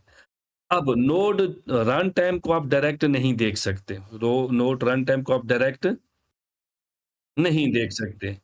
एनपीएम का जो पैकेज मैनेजर है, इसको आप यूज़ कर सकते हो बट डायरेक्ट देख नहीं सकते। इसका एक चीज़ आती है, उसको बोलते हैं एनपीएम सीएलआई, बोलते हैं कमांड लाइन इंटरफ़ेस, जिसमें हम लोग रन्स करते हैं कुछ commands, npm install, npm update, npm remove cache, ठीक है जी, npm audit dash dash force. इस तरीके से हम मुख्तलिफ किस्म की कमांड्स रन करते हैं, वो आगे इंशाल्लाह हम लोग देखेंगे। और इसी से हम लोग नोड का यानी जावास्क्रिप्ट का कोई भी प्रोजेक्ट इनिशियलाइज़ करते हैं। तो अब जब आप नोड जेएस इंस्टॉल करते हो तो आपको रेपल मिलती है, और रेपल ही एक चीज़ है जहाँ पे क्या हो रही होती है जी, कंप्यूटिंग प्रोसेस राइटिंग होती है बेसिकली। तो कंप्यूटिंग प्रोसेस हम क्या किसी भी चीज़ को लिख कर जब हम चलाते हैं ना, और कंप्यूटर उसको कंप्यूट करता है, उसके लिए हम वर्ड हम यूज़ कर लेते हैं computing process writing. May be ये वर्ड गलत हो बट मेरे माइंड के अंदर आया, मैंने लिख दिया। ठीक है, तो अब मैं आपको दिखाता हूँ कि नोड जेएस इंस्टॉल करने के बाद आप इस नोड की रेपल को कैसे एक्सेस कर सकते हो। आपने विंडो की प्लस एस प्रेस करना है आपके सिस्टम के अंदर। अब एक और बात भी समझते चलो, दो चीज़ें होती हैं, जीयूआई होता है, ग्राफिकल यूज़र इंटरफेस, जो अभी आप मेरी स्क्रीन के ऊपर देख रहे हो ना, ये जीयूआई है, ग्राफिकल यूज़र इंटरफेस। इसमें हर एक चीज़ जो है ना क्या होती है जी, विजुअल होती है। क्या होती है? विजुअल होती है, ठीक है। एक होती है सीएलआई, कमांड लाइन इंटरफेस। अच्छा, इस कमांड लाइन इंटरफेस ये जो होता है ना, ये कंप्लीटली क्या होता है? Command based. क्या होता है? कमांड बेस्ड होता है।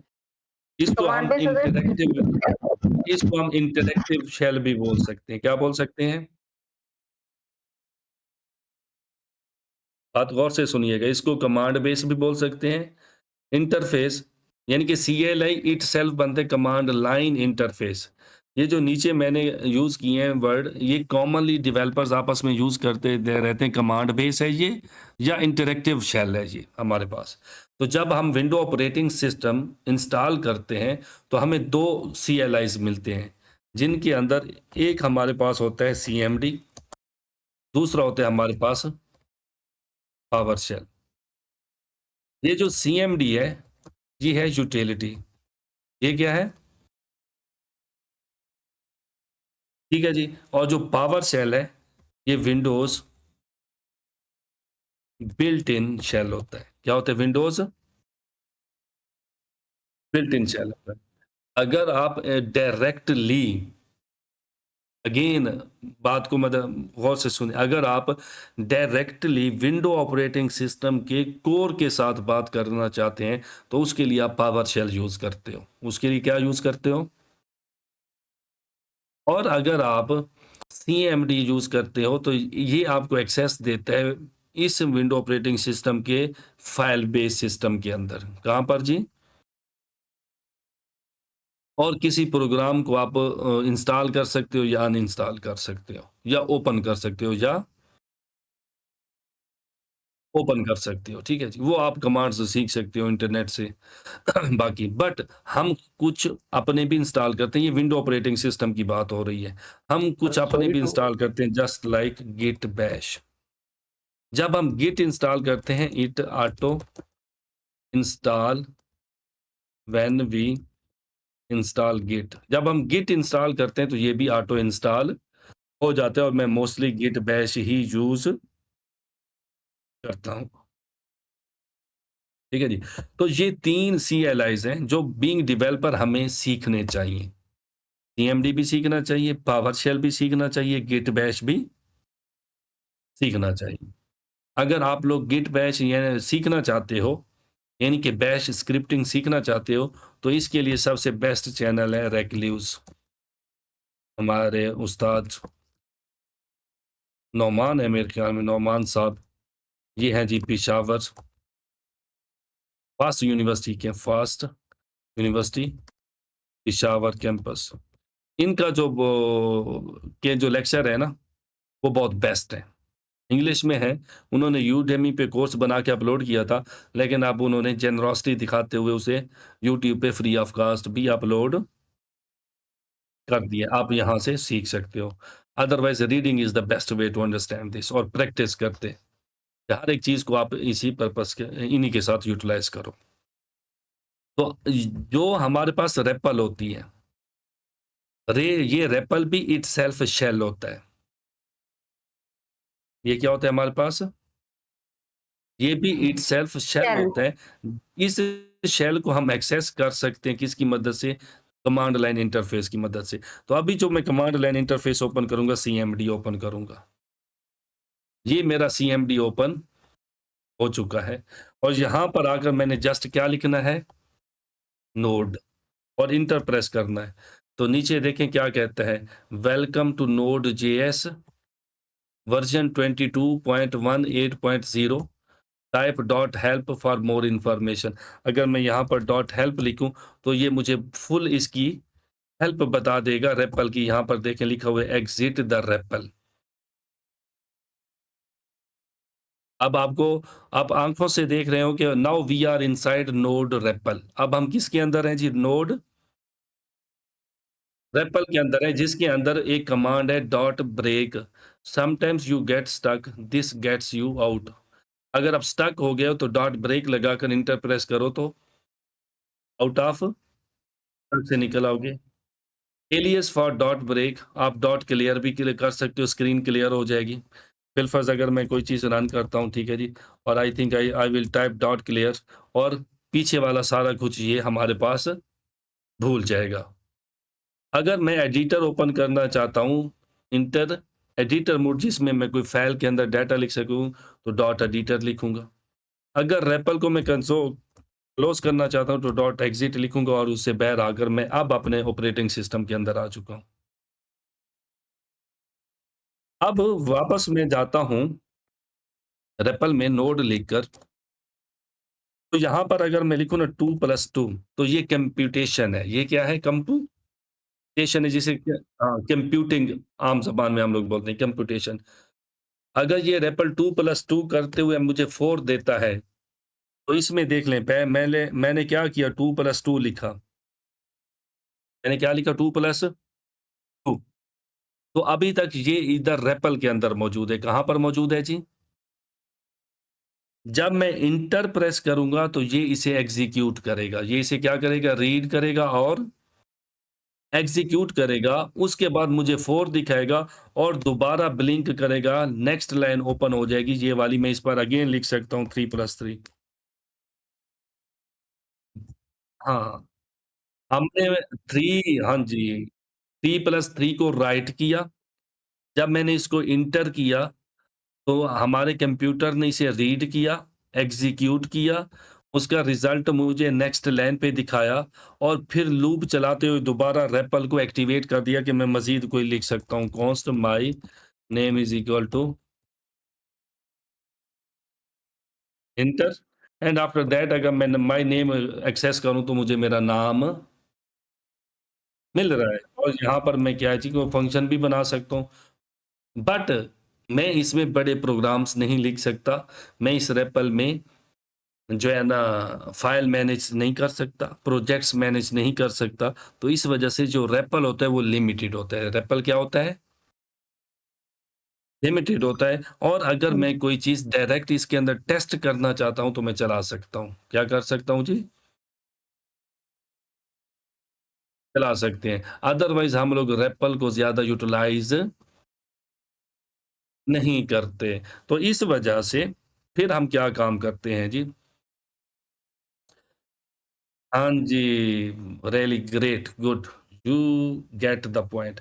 तो हम क्या काम करते हैं, हम फिर रेपल की दुनिया से निकल आते हैं। आईडीई जो है ना, वो भी रेपल का काम करता है, वो भी क्या काम करता है जी? हाँ, आईडीई। हम आईडीई की तरफ आते हैं, ये भी काम रेपल का करता है, but it's advance level software. ये क्या होता है? एडवांस लेवल का सॉफ्टवेयर होता है, जिसकी मदद से हम बहुत कुछ कर सकते हैं, हम बहुत कुछ कर सकते हैं। अगर प्रोग्राम लिखने पे आ जाए तो मैं नोटपैड के अंदर भी प्रोग्राम लिख सकता हूँ इसमें, ठीक है जी। कुछ फाइल्स लिखी हुई फिजिकल एंड मोटर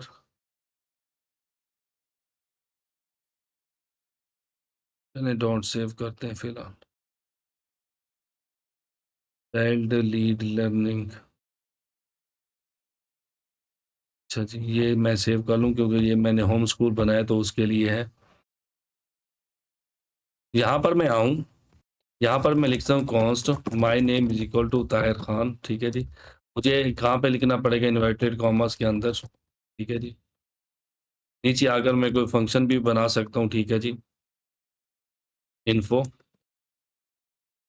और उसके अंदर मैं क्या कर सकता हूँ जी, रिटर्न नहीं बल्कि कंसोल करवा सकता हूँ माय नेम, ठीक है जी। और इसको मैं सेव जब करूँगा तो मैं क्या करूँगा जी, मैं इस करूँगा index.js और नीचे देखें एन्कोडिंग कौन-सी है? UTF-8 है और सेव करूँगा तो ये जावास्क्रिप्ट के अंदर सेव होगा, ठीक है जी।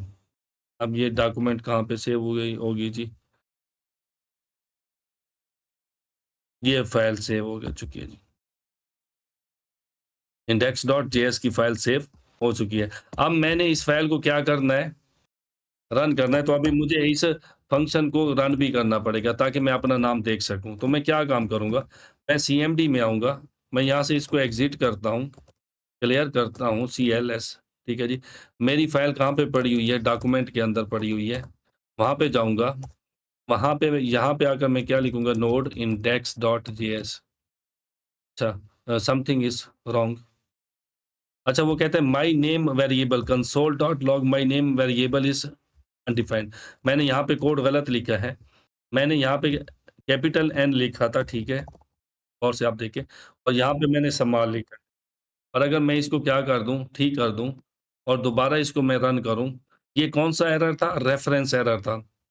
ये भी देखना है आपने। इट मीन्स कि जब मेरे पास कोई चीज़ कोड के अंदर बनी नहीं होती और मैं उसे एक्सेस करने की कोशिश करता हूँ, तो उस वक़्त जो मुझे एरर मिलता है, उसकी टाइप क्या होती है? रेफरेंस टाइप होती है। एरर हैंडलिंग बहुत अहम है, आपने इस पे फ़ोकस करना है। अब मैं दोबारा इसको CLS करता हूँ और नोड के साथ क्या करता हूँ, अपनी फ़ाइल को रन करता हूँ, तो यू विल सी मेरा नाम आ चुका है। यानी कि आप डायरेक्ट नोड लिखकर उसके आगे जेएस सर की उधर कोई तो भी आपने फ़ाइल ताहिर बलोच लिखा था। सर उधर तो आपने ताहिर बलोच लिखा था। वो इधर रेपल के ताहिर अंदर खान लिखा है था। ताहिर। नहीं, वो रेपल के अंदर लिखा था, कंप्यूटर इतना पागल नहीं है, ठीक है ना? तो कंप्यूटर तो इस हिसाब से देखें, अब अगर यहाँ पे मैं लिख दूँ हू एम आई तो मुझे वो बता देगा कि आप कौन हो, हूँ am I am motivation to code मेरे कंप्यूटर का नाम है और यूज़र का नाम क्या है, बलोच खान है।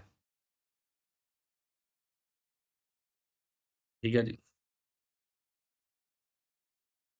तो इस तरीके से मैं नोड लिख कर कोई भी फाइल जो जिसके आखिर में .js आता है, हम उसको क्या करते हैं जी, एक्सेस कर लेते हैं। तो रेपल की समझ आ गई ना आप लोगों को, और सीएमडी की, कि कैसे नोड की मदद से हम जेएस की फाइल को रन करते हैं। अब आते हैं आईडीई के अंदर। आई थिंक कि आज के लिए इतना ही काफ़ी है।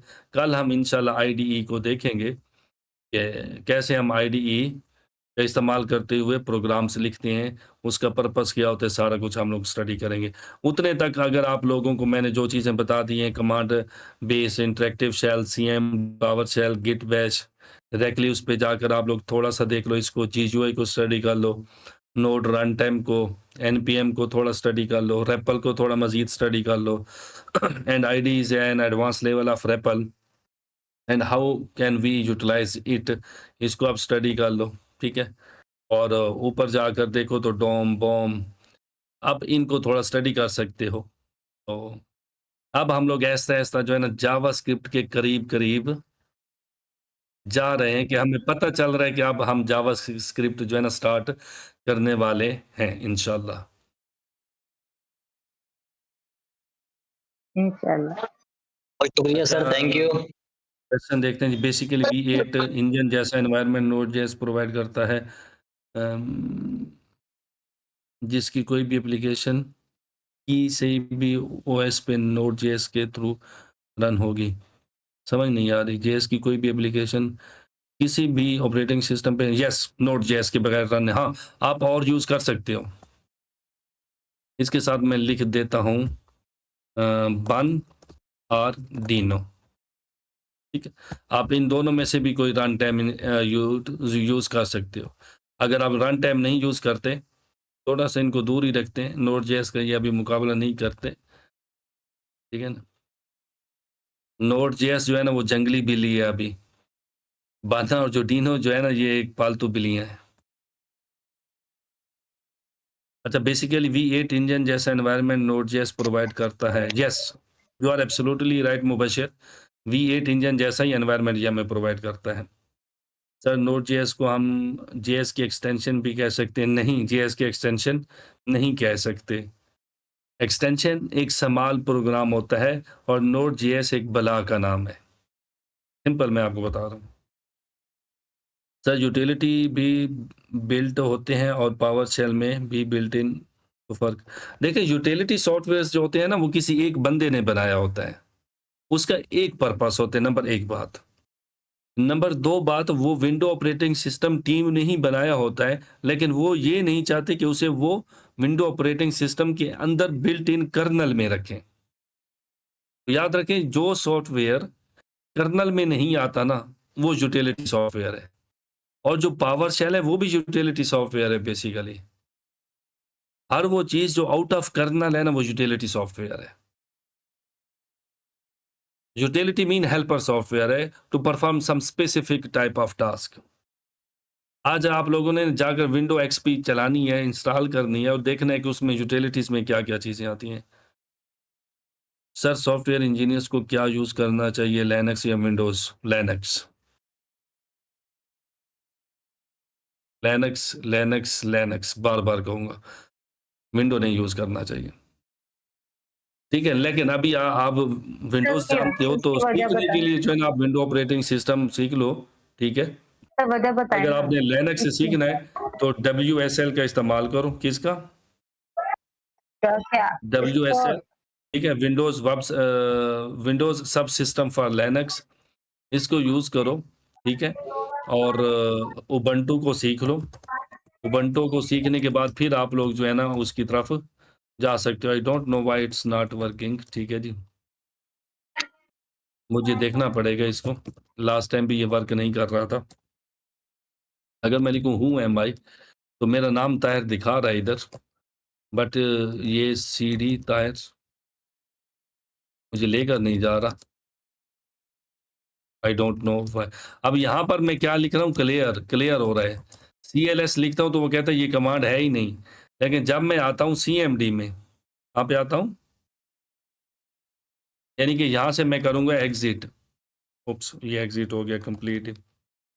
CMD में आता हूँ तो CMD में मुझे क्या लिखना पड़ता है, किसी भी इसको क्लियर करने के लिए CLS लिखना पड़ता है। क्या लिखना पड़ता है? CLS clears. तो हर एक जो CLI होते हैं उसके लिए मुख्तलिफ किस्म की कमांड्स होती हैं और ये कमांड्स हवा में नहीं होती। ये कमांड्स हवा में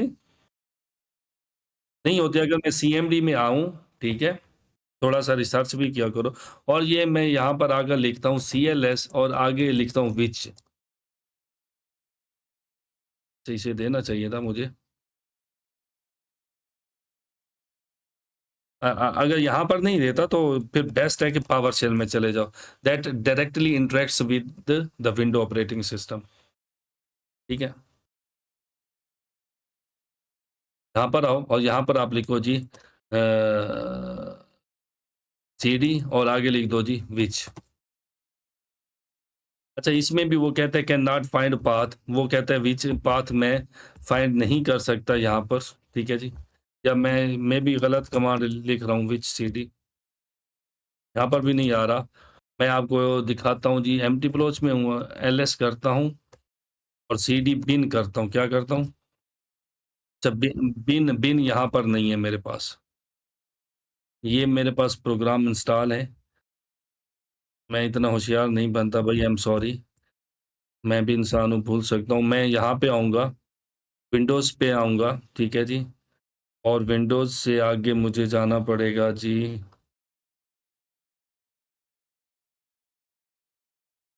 क्या कहते हैं जी? बूट में नहीं, हम बूट में तो नहीं जाते। बूट से तो EFI और सारे सिस्टम्स होते हैं ना। चलें, मैं यहाँ पे बिन तलाश कर लेता हूँ, ठीक है? एक ही फ़ाइल मुझे मिली है। अब मैं भूल रहा हूँ वो विंडो में कहाँ पे होते हैं। हर एक कमांड जो हम CLI के अंदर रन करते हैं ना, उसका प्रोग्राम विंडो ऑपरेटिंग सिस्टम के अंदर मौजूद होता है। कहाँ पे मौजूद होता है जी? विंडो ऑपरेटिंग सिस्टम के अंदर मौजूद होता है। बिलफ़र्ज़ अगर मैं Node.js में आ जाऊँ और यहाँ पर आप देखो तो ये npm है। ये क्या है जी? यहाँ पर npm है और npx है, नोड पैकेज एग्ज़ीक्यूटर। ये हम बाद में देखेंगे। नोड पैकेज एग्ज़ीक्यूटर क्या होता है, नोड पैकेज मैनेजर क्या होता है, वो भी हम ये देखें। नोड मॉड्यूल्स भी हमारे पास मौजूद हैं। इसके अंदर npm की सारी डिटेल, ये इसका बिन खड़ा हुआ और इसकी कमांड्स हैं। npm CLI खड़ा हुआ है, ठीक है? तो ईच एंड एवरीथिंग जो हम रन करते हैं ना ब्लैक स्क्रीन के ऊपर भी, npx का भी अपना CLI, वो बिहाइंड द सीन हमारे विंडो ऑपरेटिंग के अंदर किसी फाइल के अंदर स्टोर होती है। फाइल टाइप मौजूद है आपके सामने, फ़ोल्डर है, फाइल है, JS फाइल है, विंडोज़ कमांड फाइल है, ठीक है जी? Windows command script, Windows command script, ठीक है जी? तो इस तरीके से हमारे पास स्क्रिप्ट्स लिखे जाते हैं जिनको हम लोग आसानी के साथ एक्सेस कर सकते हैं। ये देखें विंडोज़ पावर शेल नीचे पड़ा हुआ है। इसमें आते हैं कॉन्फ़िगरेशन या मॉड्यूल्स में जाते हैं और नेक्स्ट आगे डाइव डीप करते जाएँ तो हमें सारा कुछ इसका क्या है जी, वो रीड लाइन के कैसे लाइन्स को ये रीड करता है। हर एक चीज़ फ़ाइल है। हर एक चीज़ क्या है जी? फ़ाइल है। और कल हम लोग इसी फ़ाइल के बारे में स्टडी करेंगे। जब हम JS का पहला प्रोग्राम लिखेंगे तो हम देखेंगे कि फ़ाइल क्या होती है और उस फ़ाइल को एक्सप्लोर करेंगे इन डेप्थ में जाकर, ताकि हमें पता चल सके कि बीइंग डेवलपर मुझे कैसे पता चलेगा कि फ़ाइल्स को मैनेज कैसे करना है और कौन-सी फ़ाइल किस लैंग्वेज की फ़ाइल है। जस्ट लाइक वो जब इमेज को उठा लें, JPG है या PNG इमेज है या गिफ की इमेज है या WebP है या AVIF है, ठीक है? या क्या कहते हैं उसे जी, और कौन-सी होती है? यही पॉपुलर है। MP4 है या MP3 है या HD है या 4K वीडियो की फ़ॉर्मेट है, कौन-सा फ़ॉर्मेट है? तो ये चीज़ें भी हम लोग स्टडी करने वालेंगे और जब हम लोग PDF, हाँ, यस फ़ॉर्मेट। जब भी हमें ये फाइल्स का, फॉर्मेट का, इन चीज़ों का पता चलेगा, तो फिर जाकर हमारी डिसीजन मेकिंग अच्छी हो जाएगी। कि हम सॉफ्टवेयर बिल्ड कर रहे हैं, तो हमें कौन-सी डाटा फॉर्मेट यूज़ करना चाहिए जो तेज़ तरीन है। आसानी के साथ उसमें से हम डाटा सर्च कर सकते हैं। आसानी के साथ हम उसको नेटवर्क के ऊपर ट्रांसफ़र कर सकते हैं। ऐसा नहीं सर्च तेज़ हो जाए लोकल पे, लेकिन जब नेटवर्क की बात है, यानी कि इंटरनेट की बात है, तो इंटरनेट पे वो स्लो हो जाए। तो जितनी ह्यूज फाइल होती है, उनको हम चंक्स के अंदर भेजते हैं। जस्ट लाइक वेब सॉकेट में हम वीडियो कॉल करते हैं, वो चंक्स में जाती है। हम वेब सॉकेट के ज़रिए बनाएँगे, तो वो आपको हम दिखाएँगे। वेबकैम आपका अपना इस्तेमाल होगा।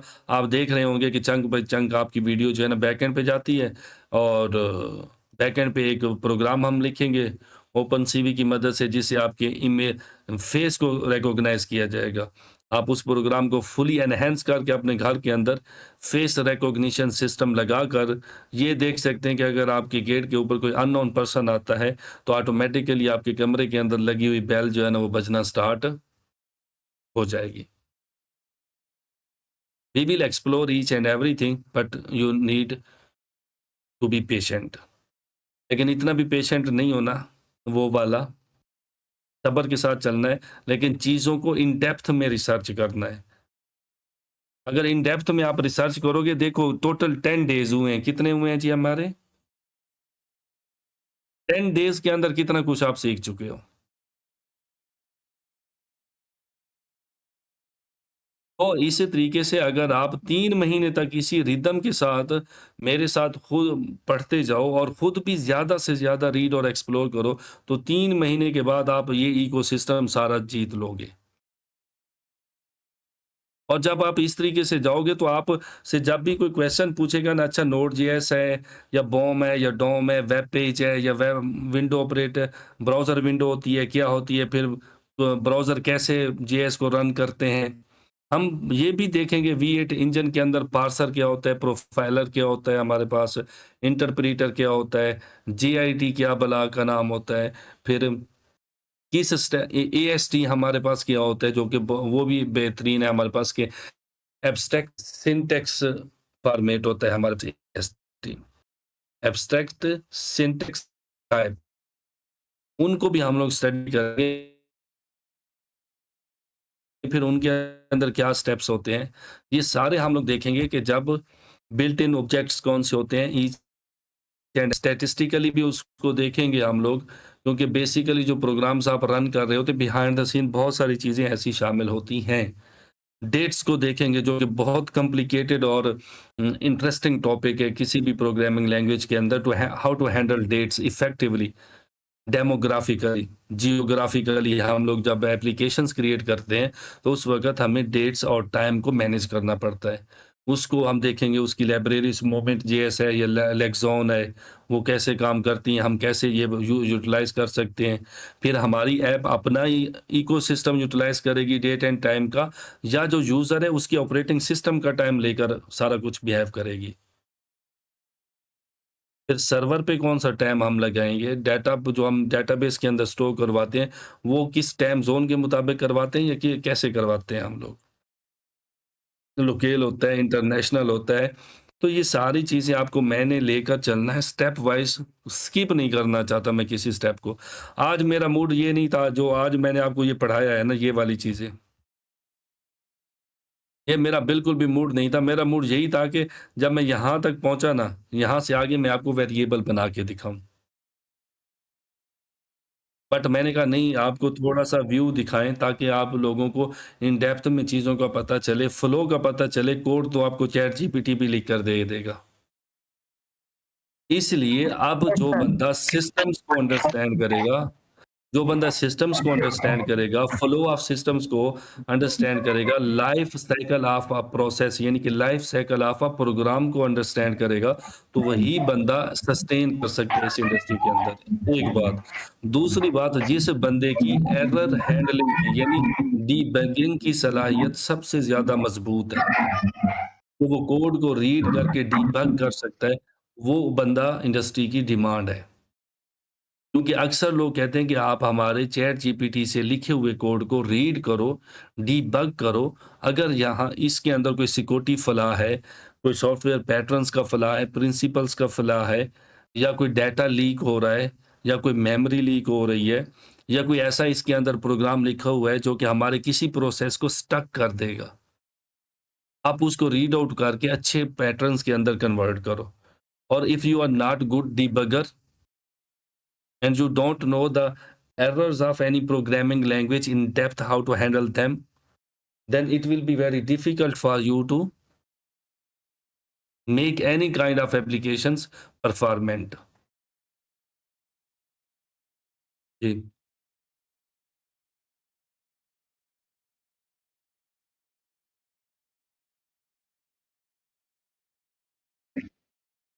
इंशाल्लाह, इंशाल्लाह।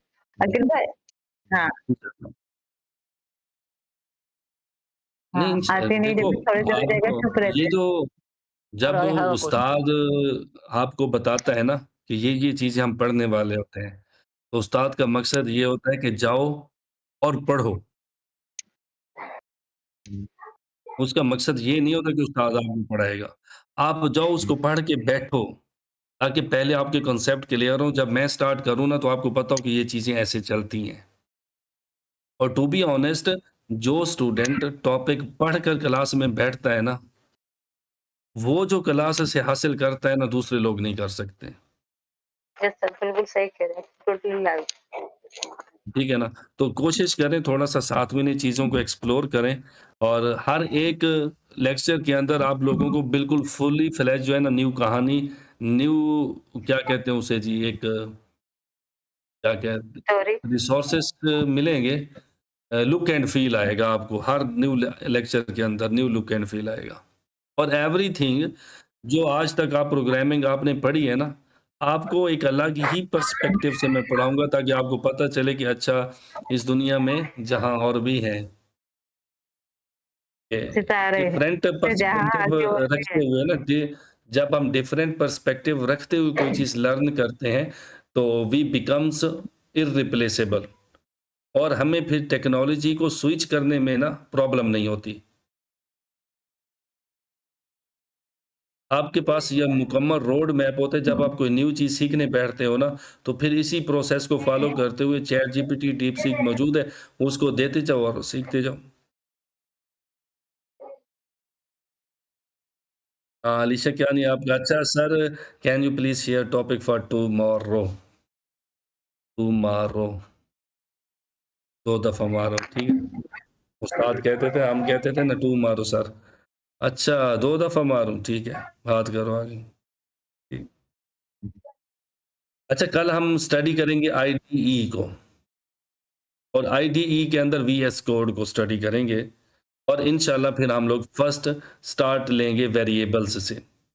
कल हम 2 चीज़ें पढ़ेंगे। आईडीई को हम देंगे 15 से 20 मिनट, कुछ ज़्यादा नहीं देने वाले, क्योंकि आईडीई हम लोग with the passage of time जब हम यूटिलाइज़ करते जाते हैं ना, कोड लिखते जाते हैं, हमें पता चलता जाता है ये क्या है। तो बेसिक में हम आईडीई को देखेंगे, और सर उसके बेसिक बाद में आपका क्लास वेरिएबल्स से दर स्टार्ट करेंगे दरअसल इंशाल्लाह। वो कैसे जानते होंगे इस टॉपिक को? जी? क्योंकि क्लास में नहीं शायद पुराने ही लोग हैं, सब जानते ही होंगे इसको यूएस वीएस कोड को इस्तेमाल करना तो। बेसिकली आपको टू बी ऑनेस्ट मैं बताऊँ तो अभी मैं भी पूरा वीएस कोड को नहीं जानता। नहीं, नहीं, नहीं, मैं वो नहीं